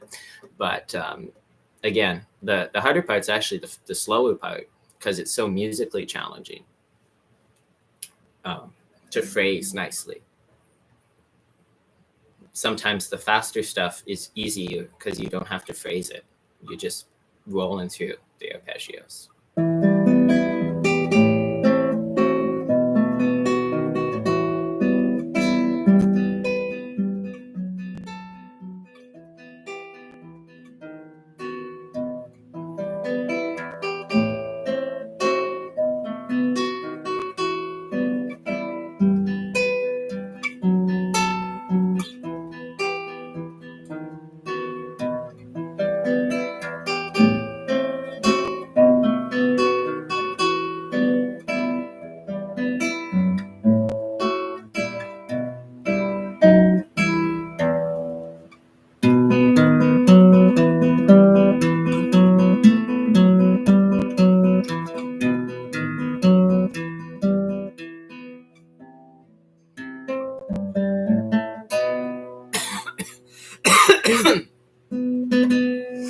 Sorry. Allergies.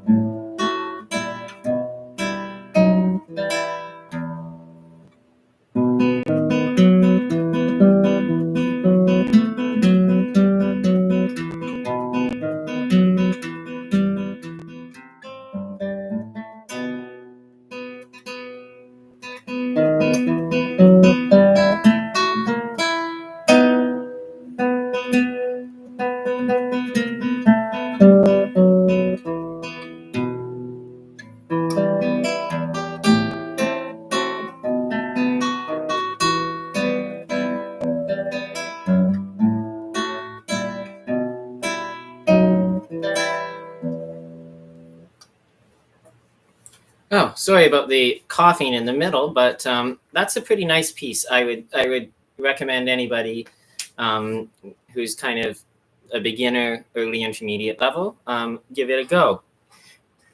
It's exercise number 9 by Jose Ferrer.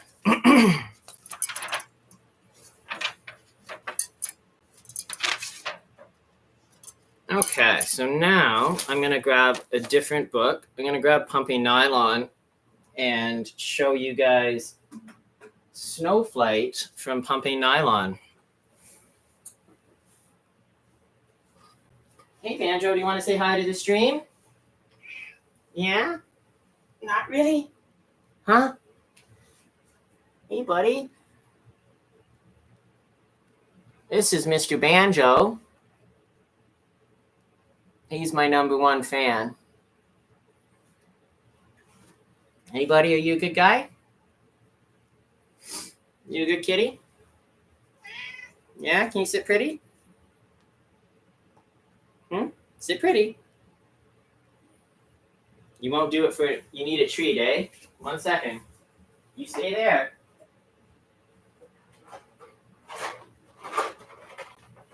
Hey, come here. Come here, buddy. Banjo. Come on. You're making me look bad. Come here. Oh. Here you go. Okay. Now, can you sit? Good boy.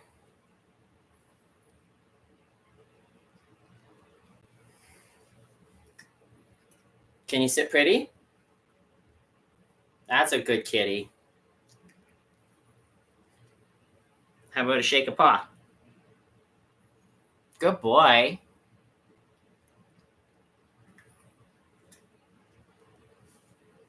Oops. Come on up. Come on up here. Come on up. Good boy. Can you do one more sit pretty for the fans? Sit pretty. Good boy. Okay, how about a spin? Can you spin? Good spin. All right, I won't make you do any more tricks on camera. There you go.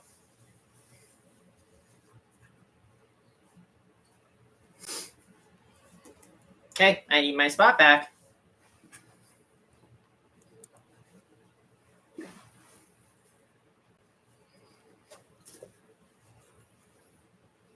So that was Mr. Banjo showing off his tricks.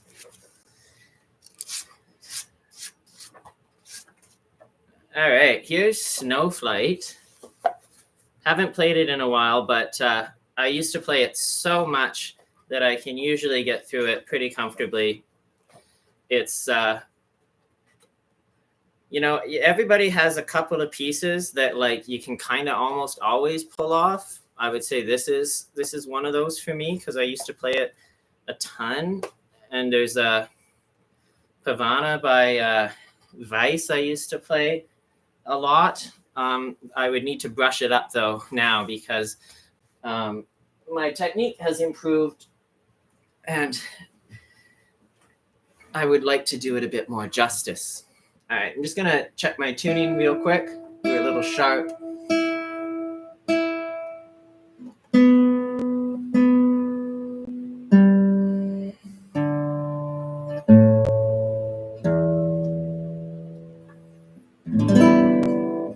Okay, so here is Snowflight by Andrew York.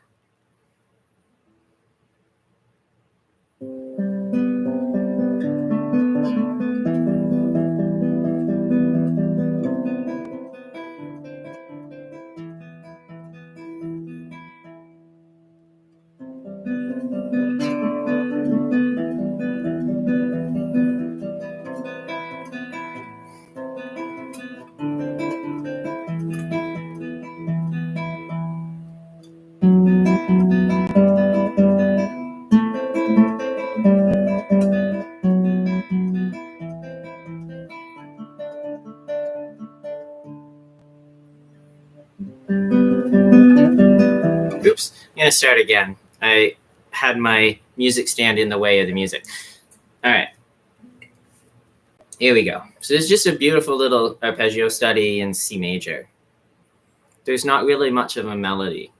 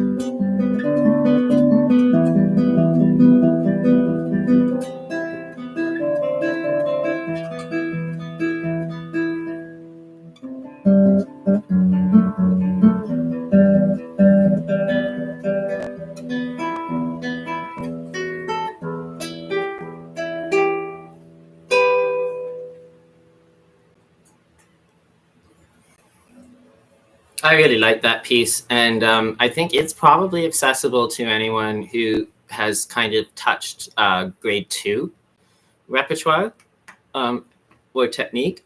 It's relatively easy, and it's fun. It's a fun piece to practice. So yeah, I would. I'm going to play it again. I'm going to try and play it with a little bit more musicality this time. I'm going to try and slow down a little bit, quiet things up a little bit in some spots, and then intensify things a little bit in others. Okay, so we'll see if we can add a little bit more flavor to this piece, kind of spice it up a little bit.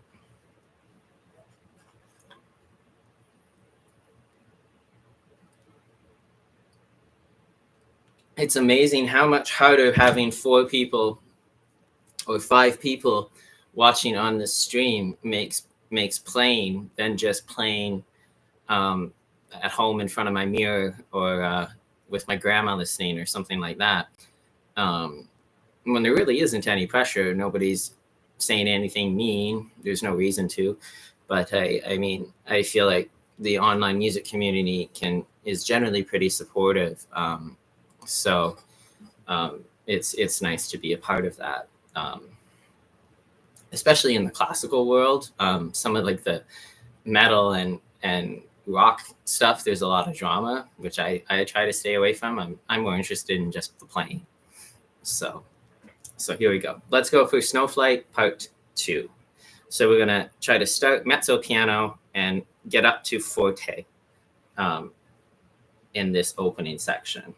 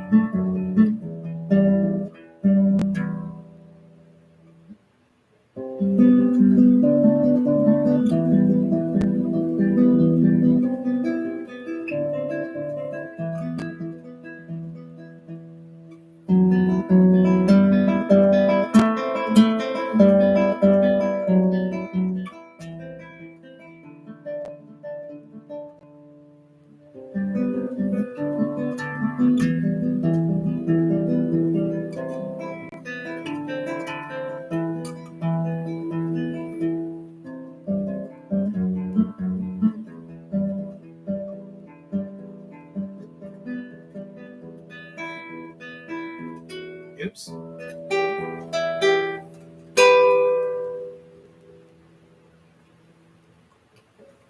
So I would just need to, if I was going to perform that piece again or record it, spot check this last section where it goes through these kinds of cascading arpeggios.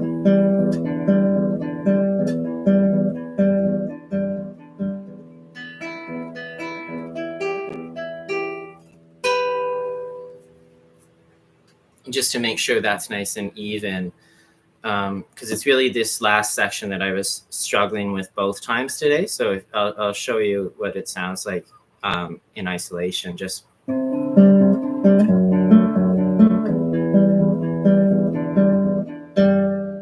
so that's where I'm making the mistake.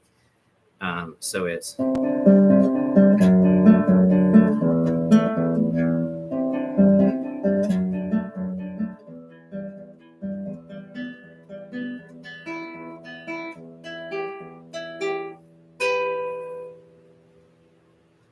there we go. So you can see just spot checking that it actually points out that I was making two mistakes. I was playing the wrong open string with my right hand, and I was not playing the correct chord at the end.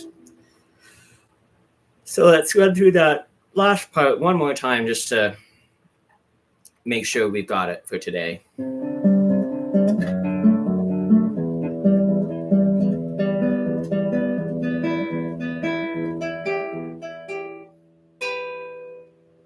There we go.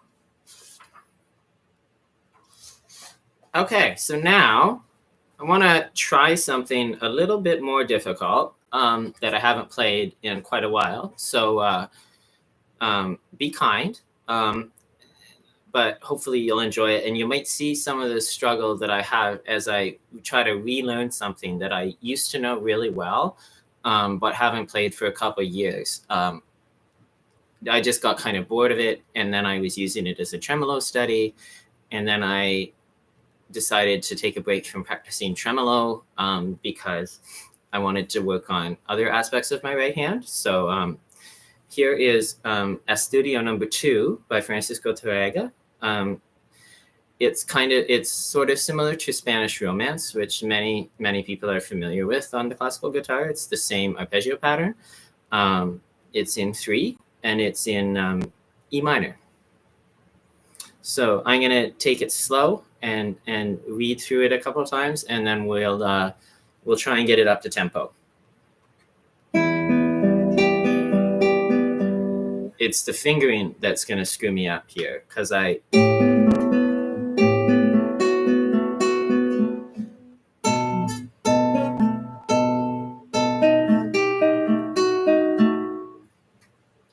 Okay, so something that you can do if you know you're going to have trouble with the chords when you're just trying to read is rather than play all the arpeggios, I'm just going to start with the chords.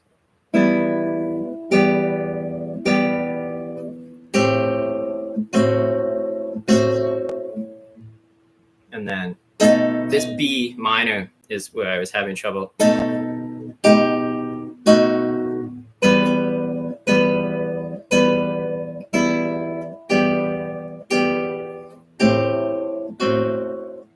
So I think instead of going to my third finger here, I would go back with my fourth finger, which then I can slide up to the A there, and my third finger is freed up.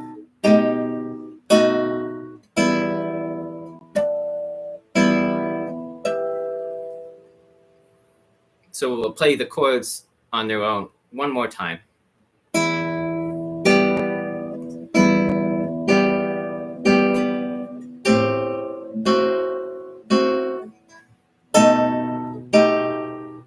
So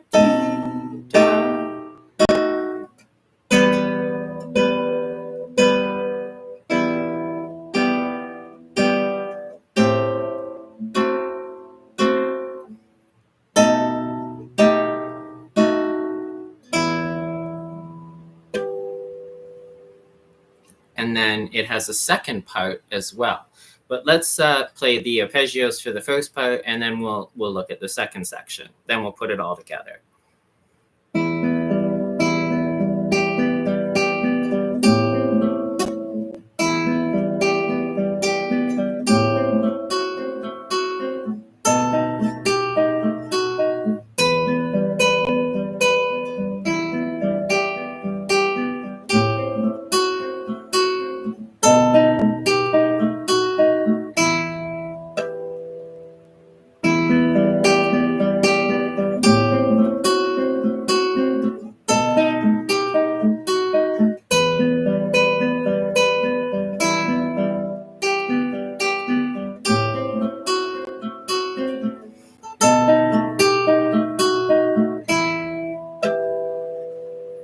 So that's the first part.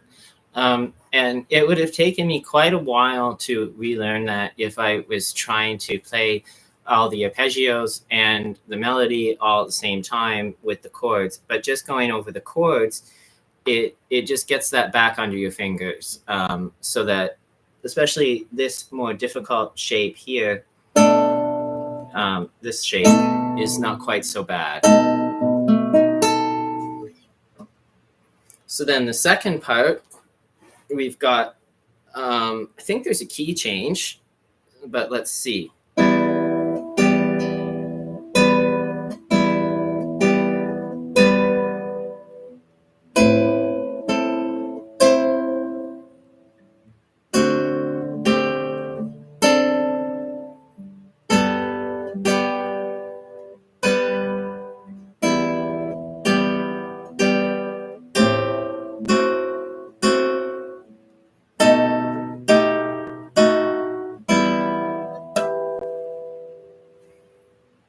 Okay, so similar. That's a really pretty movement.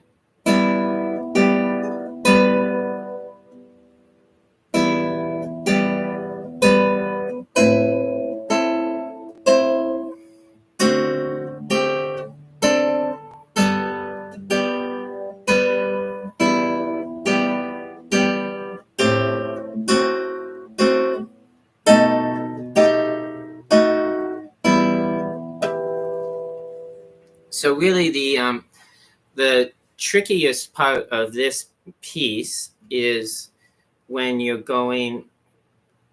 jumping up to play that bar chord. So we're starting here we're just in the open position, and then going up, and use your third finger as a guide. So I'm not doing a glissando or anything, but I am using the finger. I'm not taking it off the string, but I'm not doing some kind of articulation either. So it's just a guide finger.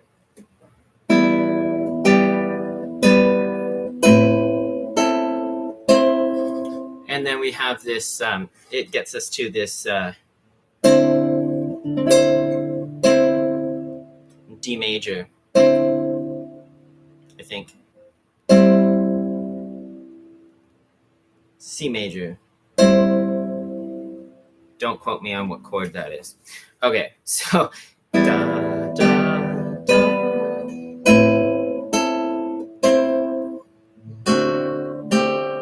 So this is really the only difficult part of the song, is when you come back from here, you've got to jump all the way back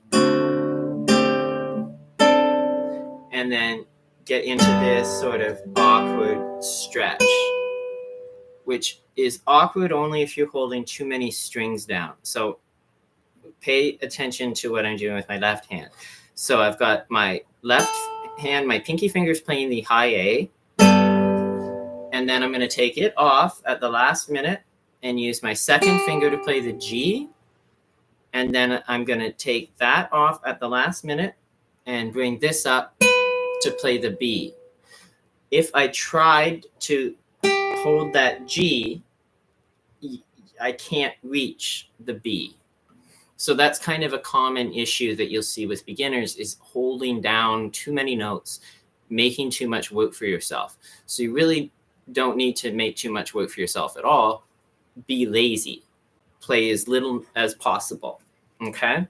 So let's just go through the block chords a couple more times, and then we'll go through the arpeggios and then see if we can put the whole piece together. So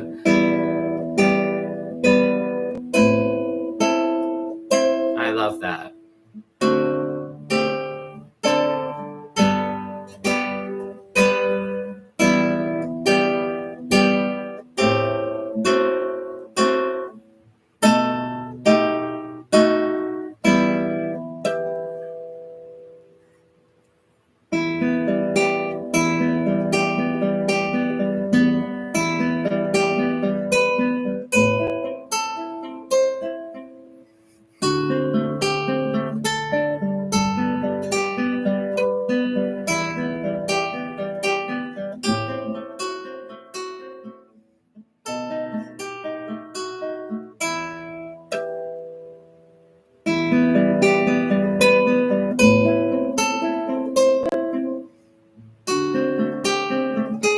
Oops.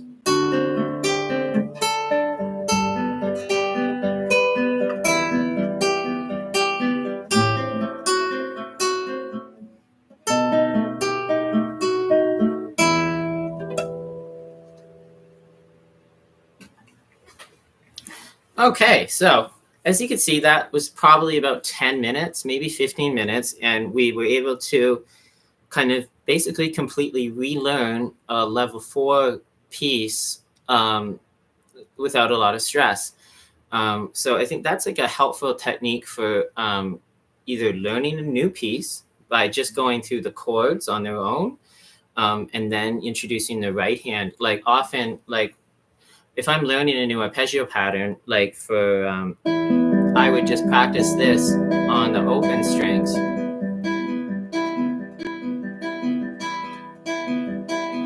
Until it's really comfortable.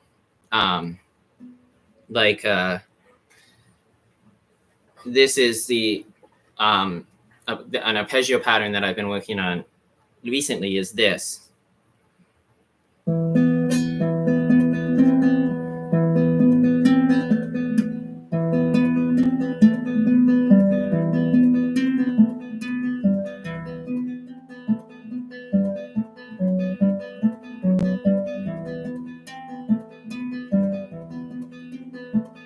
Oops.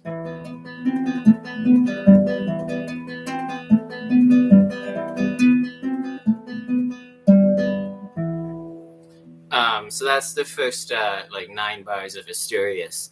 So what I'm doing in really slow motion is I'm picking this note in the bass line with my thumb, and and then playing the pedal tone with my middle finger on the B string, and then thumb pedal tone with my index finger on the B string. So it is also possible to just do it with only your middle finger and thumb. I'm actually better at that, but it is ultimately slower, so I'm learning it the other way.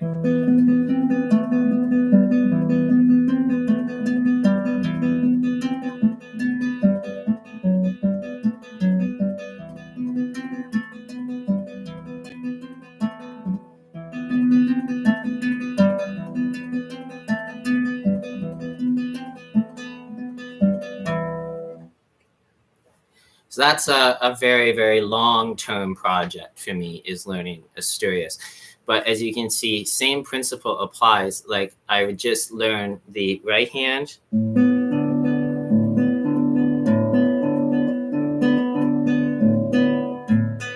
on its own. It's kind of hard to do with Asturias just because the pattern.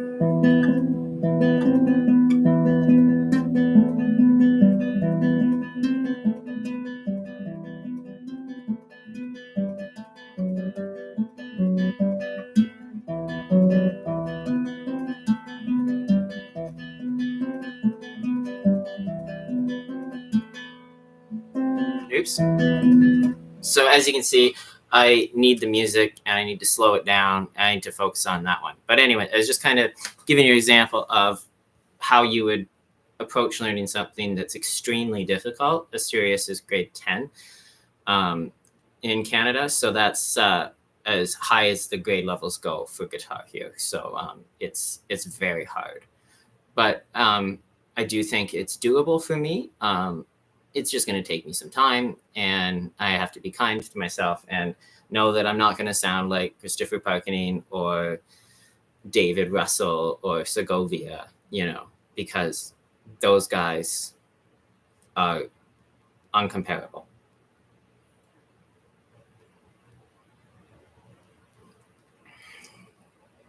David Russell is probably my favorite classical player. I think his articulation and phrasing is fantastic. I like his playing more than Segovia. But obviously Segovia is Segovia. And here's a little bit of just an aside for a little bit of a funny story. I was listening to an interview with, what's his name? Oh man, it was on Rick Beato's channel, and it was he's a blues guy, an old blues guy, Skunk Baxter, and he said he was working in a guitar store in New York, and Segovia came in and needed his Ramirez fixed. The tuning peg was broken on his Ramirez, and like there's some legendary players sitting in the music store playing electric guitar, and Segovia said to Skunk, he said, you shouldn't hold your guitar like a canoe paddle. Like it should be a part of you, a part of your body. Like, so don't hold it like over here, like you're paddling a canoe with it, but have it be a part of you, like you're hugging it. And it's an extension of you. And I think that is a really good way to think about what we're getting out of the classical guitar. Is it's a way for us to express our voice and our inner music that we hear. Even if we're playing interpretations, it's still, you're using our voice to sing these pieces. The instrument is just kind of a conduit for our voice. All right, let's see if we can get through Studio number 2 now.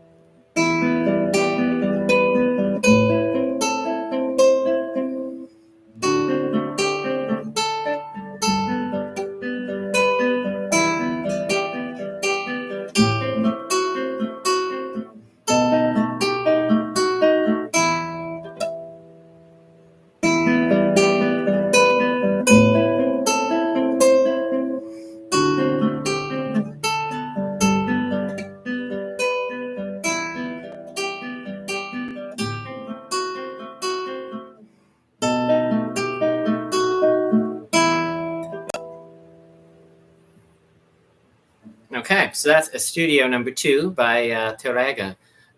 Really a beautiful piece. I'm not sure what else I have in here. I wouldn't say anything that I'm comfortable showing you guys right now. Okay, so let's go back to the basics for a minute. So here is, I mentioned that I'm going to be working with a group of 4 kids doing guitar lessons for them at a little music place here in town that does lessons for kids that don't have instruments. So they come in, they get the instruments for the 6 weeks that they take the lessons. I'm not sure if they get to keep them or can buy them. I'm not exactly sure how it works. This is my first time doing it. So my goal is to get them a piece that they're able to play on their own all the way through and show their family, show their friends, and really inspire a love of the music and of the instrument. So there's 3 options that I've kind of gone through in the level 1 book that I think are really easy. And I'm going to play them now and get maybe you guys could comment in the comments if you have one that you prefer, think that would work the best. The one that I'm thinking of doing is a piece, it's a little waltz by Bartholomew Calatayud. I'm really not very good at foreign pronunciations of names, so I apologize. My inability to roll R's because of my speech impediment makes that very difficult. So I apologize to all the Spanish speakers out there.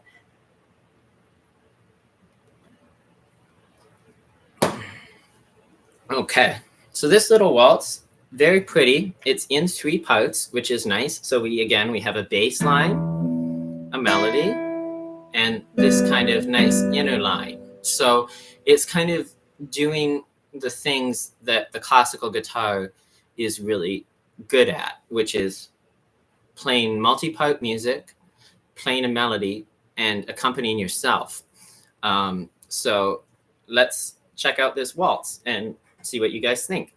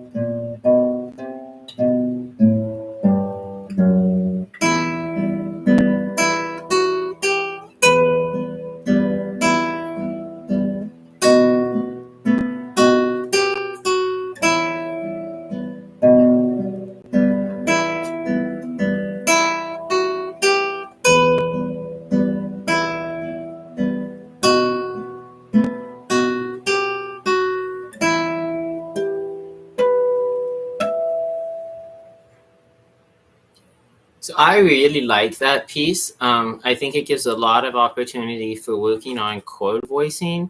Like you don't want to just play it all like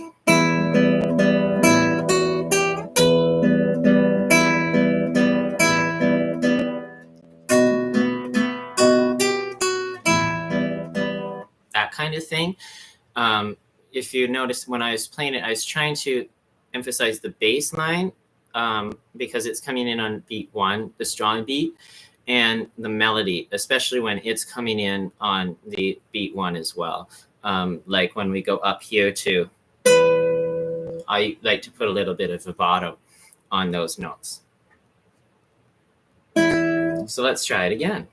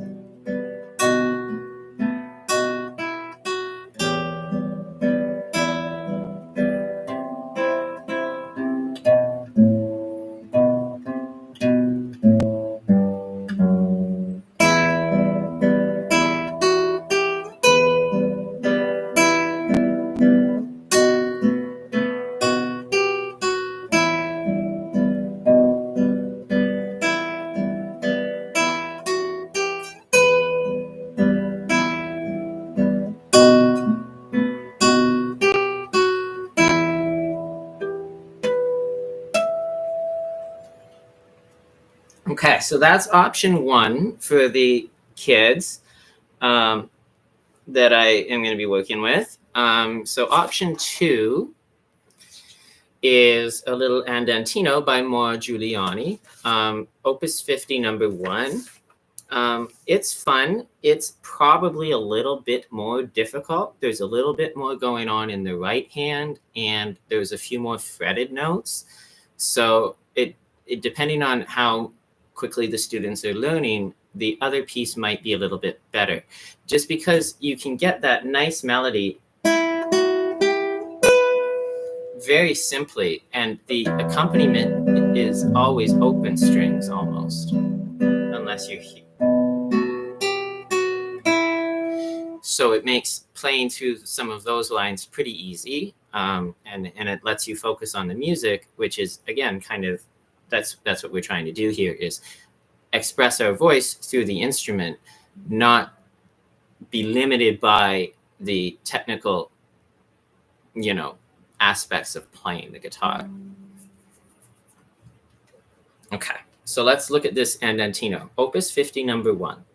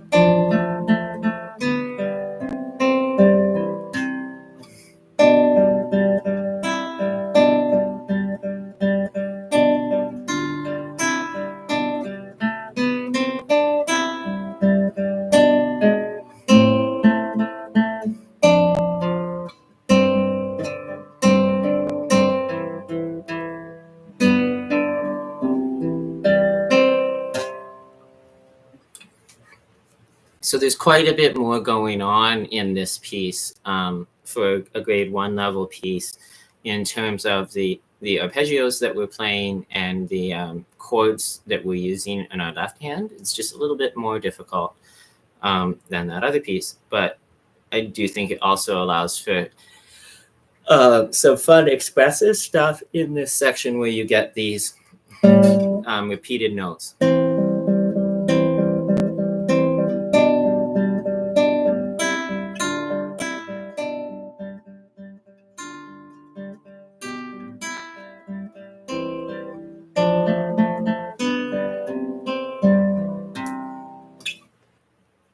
Okay, so let's go through this piece one more time.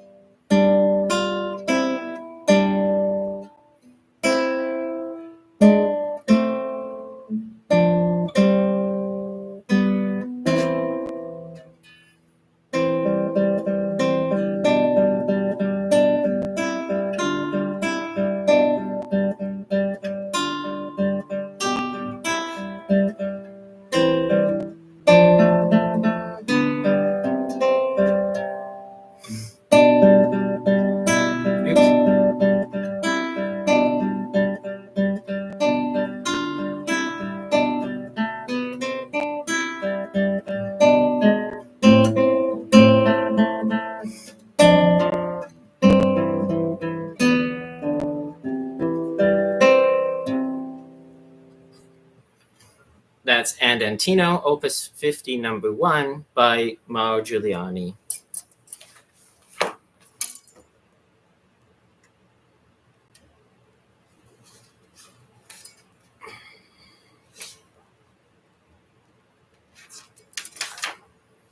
And there was one more little piece in here that I wanted to show you guys. I don't think it's appropriate for a complete beginner, but it's pretty, and it has kind of an interesting I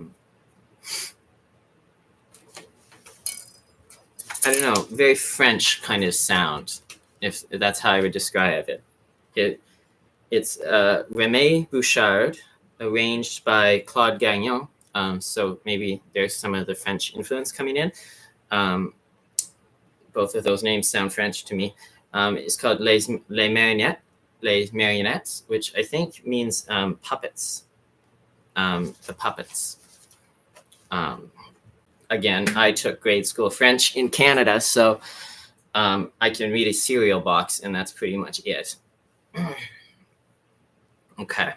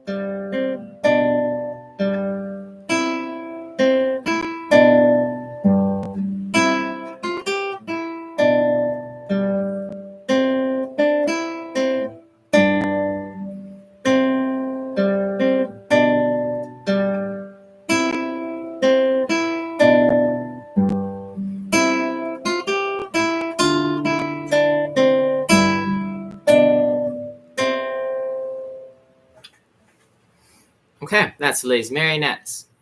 I think I'll play it again. I really like it. I'm not sure if I should maybe go a little bit quicker. Let's try it with the metronome here.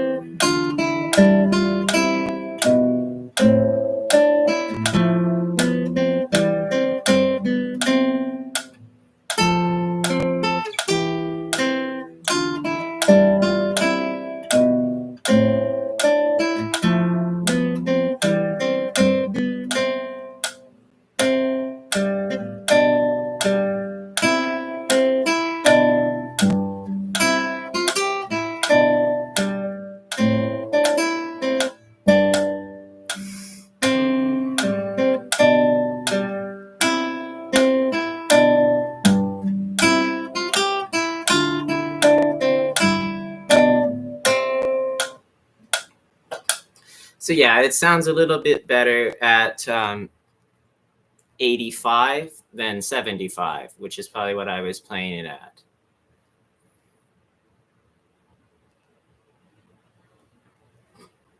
Thank you, Maria, for saying that you liked that piece. I'll have to keep that in mind, add it into the repertoire.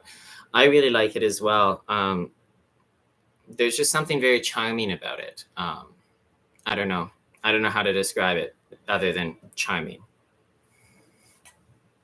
Actually, in terms of sticking with some charming little miniatures, I'll play a little minuet by Sean Bell from Elementary Studies 3. It's pretty. Again, it's not overly challenging, but it's pretty.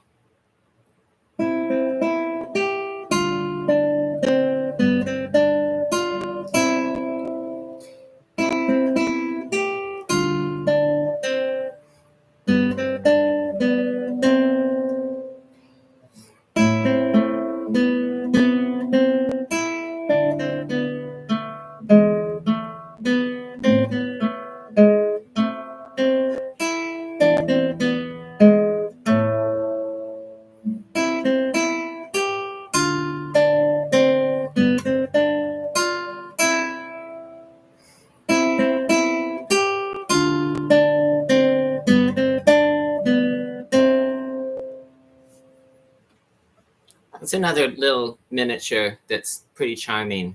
I think it's on the easier side. It's easier than the Les Marionettes. But the melody is very good for sight singing practice. I can't sing it up that high. Mi, do, mi,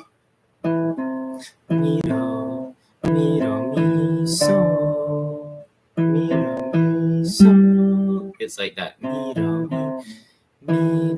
mi, so, fa, re, do. It's pretty. Okay.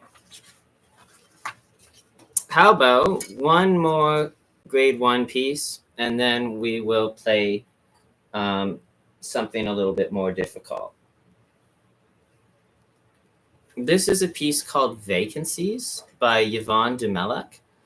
I know, I learned another one of his pieces called Board the Mare, which is beautiful. It's from book 6 or 7. I have a video of it on my channel if you're interested in checking it out. It's one of the videos I made a couple years ago, so my setup isn't quite as nice, but I think I did a pretty good job playing the piece. But I would have to relearn it now, and it would be harder to relearn than the Turega etude that we relearned on stream today. Okay, so let's have a look at Vacancies. It has a very modern harmony, something modal. I need to do a little bit more harmony before I can tell you exactly what is going on modally, but it's different.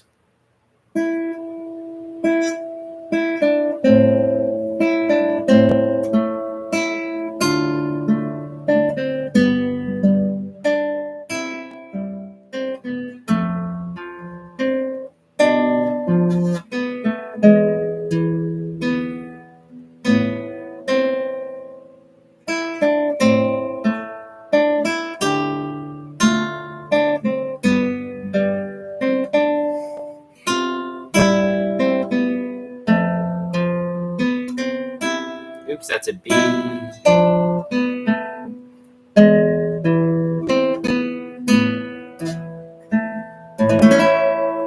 then it ends on the A major chord there. So let's go through that again one more time. It's short, but it's really interesting in terms of its overall kind of harmonic structure, which I need to read more harmony. I actually found an incredible book about harmony and improvisation. Well, my mom found it. It's called Improvise for Real by David Reed. And it's got some really helpful exercises for just like musical appreciation, understanding harmony, understanding improvisation. Would highly recommend it. I read through it yesterday, the first half of it when I was at the hospital getting my IV done. So it's simple enough that you can actually read it in a like loud, distracting environment and still like get something out of the exercises. So would highly recommend Improvise for Real if you're interested in doing any kind of improvisation, which, little aside, one of the first things that made me want to do music was sitting at my friend Ryan's house about 12 years ago. And he was a fantastic jazz guitarist. And he did a lot of looping with his electric guitar. And he would put on a loop or use a pedal and just like capture a chord and then improvise and shred over it. And I was just like, oh my God, I wish I could be able to do that. It just seems so effortless. And then I kind of got sucked into the classical stuff more just because I like how it sounds. But that's always felt like something that I wish that I had spent more time learning to do, which is improvisation.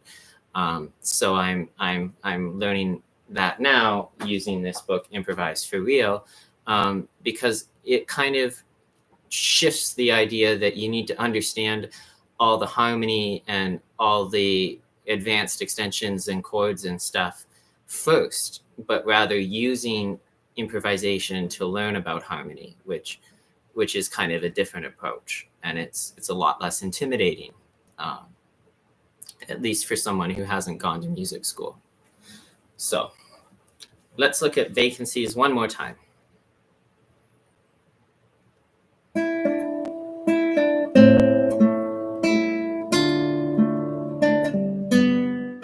Oops.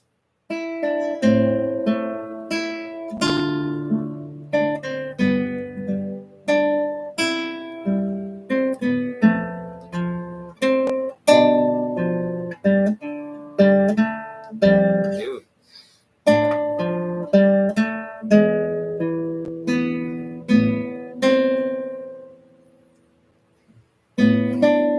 I'm going to restart that one because that was a little bit rough. I apologize, guys.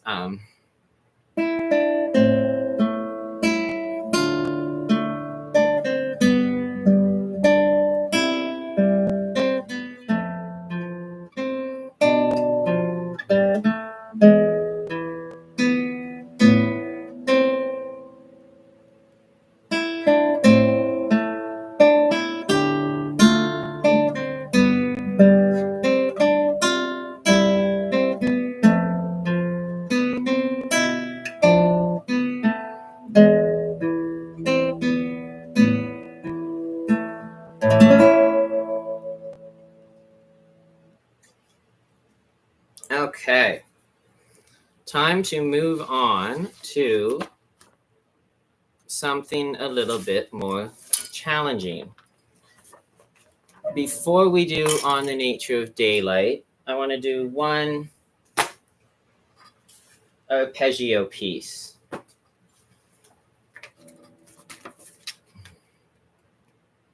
From Carcassi that I've been learning.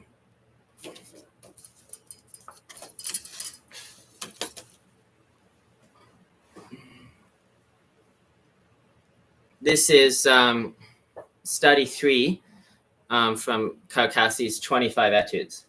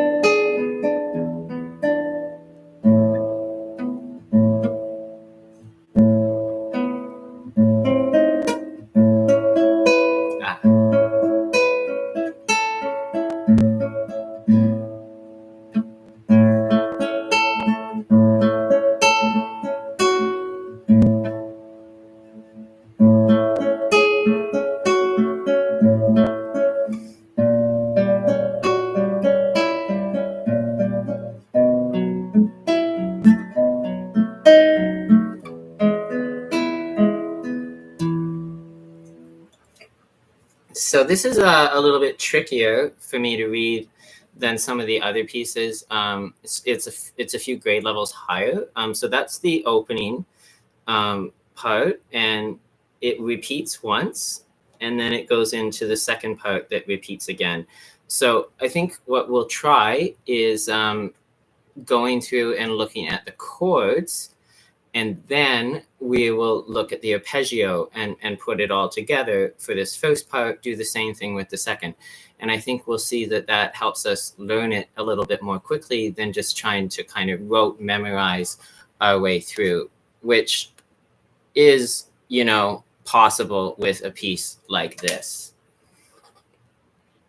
Okay, so let's have a go at it. So it starts here, and then we've got this guide finger. So if we start on this A, and then our second finger, we're going to slide up to the D, and then we have no shared fingers here, so we're going to move our hand into this new shape here. And then we're going to position 5, but we don't need a bar. But we just need to reach our 4th finger out a little bit. Actually, we do need to bar here. So we're going to move to position 5. Our 2nd finger is on the C sharp.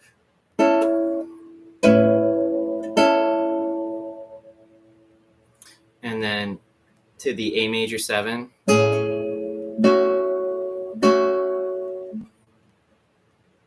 And then we've got an A sharp, G natural, C sharp, F sharp.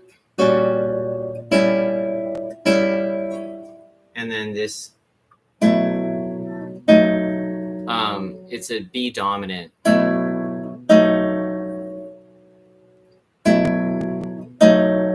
think. This is a B dominant, and this is, I think, just an extension. And then we end on this major. Or is it? Yeah, E major. Which is the, I guess it's E7, which is the 5 chord in A. So it makes sense harmonically. Just going to check my phone really quickly to make sure I don't have to go to the music school yet. Nope, we're good.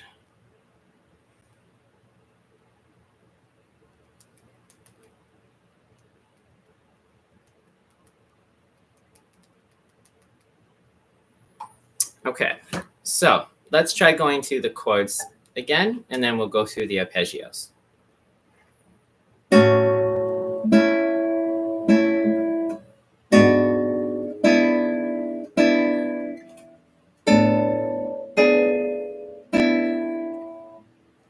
What's up? The IV?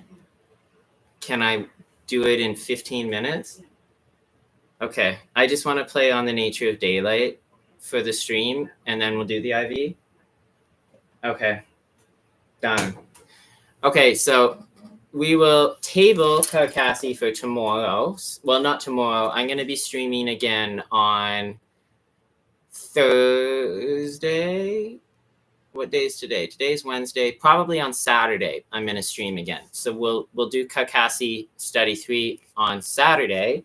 I have to go do my antibiotics, and I can't play when I have them going into my arm. So I wanted to show you guys On the Nature of Daylight, though, before I sign off. So we're going to go through that a couple times. Just have to find it.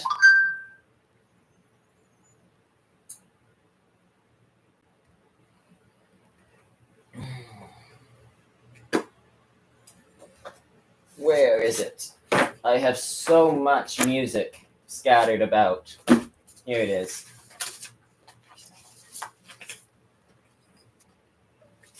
One of the problems of being a pack rat and not very organized, I have a ton of music and I can't always find it. But here we go. So I absolutely love this piece.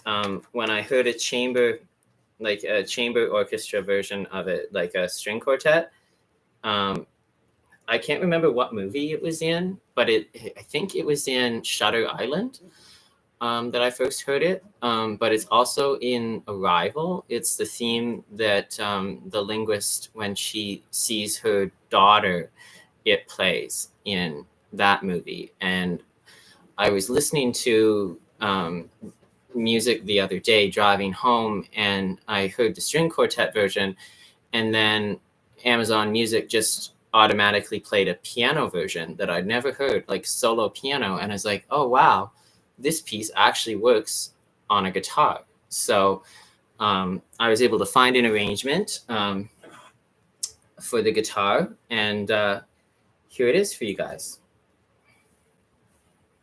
And I'm still learning it, and I would say it's towards the upper range of things that I can play. So so bear with me, but I think you'll like it.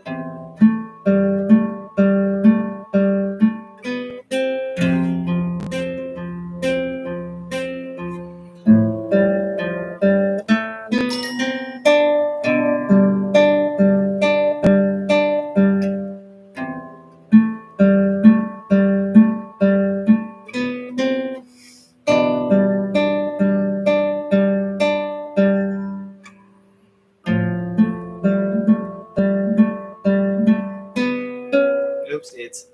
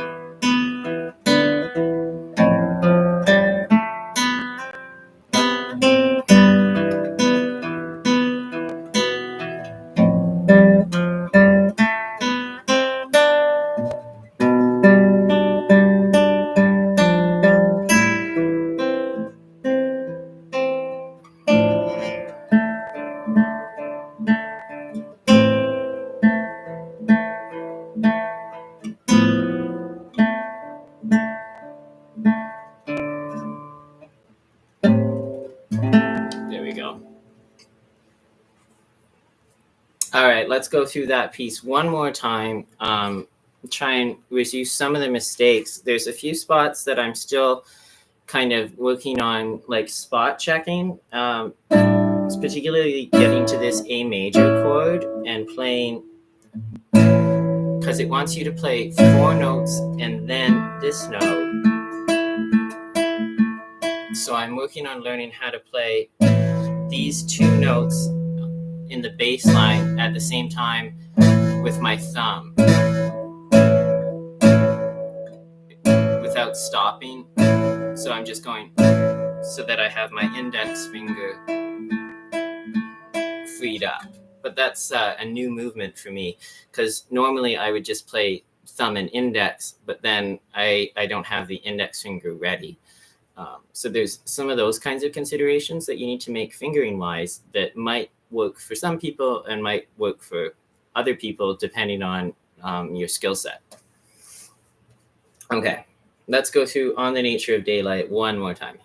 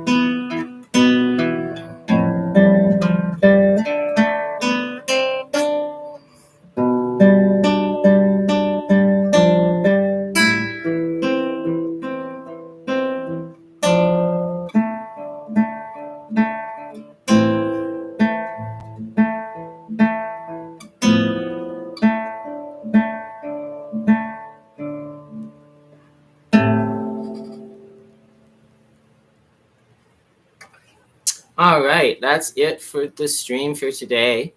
We got 3 hours again, which is pretty good. That's kind of my general like goal, is to stream for about 3 hours, 3 times a week. And as I get hopefully more followers and more people watching, customize the streams to meet what you guys are interested in watching as much as what I'm interested in playing. So like if you don't like the scales and chords and stuff at the beginning, I can practice that off camera and come in and just do more pieces, more repertoire, depending on what you guys are interested in. So I'd love any kind of comments, feedback, like, subscribe, share, anything. All that is very helpful for a small channel like me. I think I've got about 110 subscribers, so we're working on getting that out there, getting it bigger. So yeah, so thanks again for tuning in. I had a great time hanging out with you guys, and I will see you on Saturday. Cheers.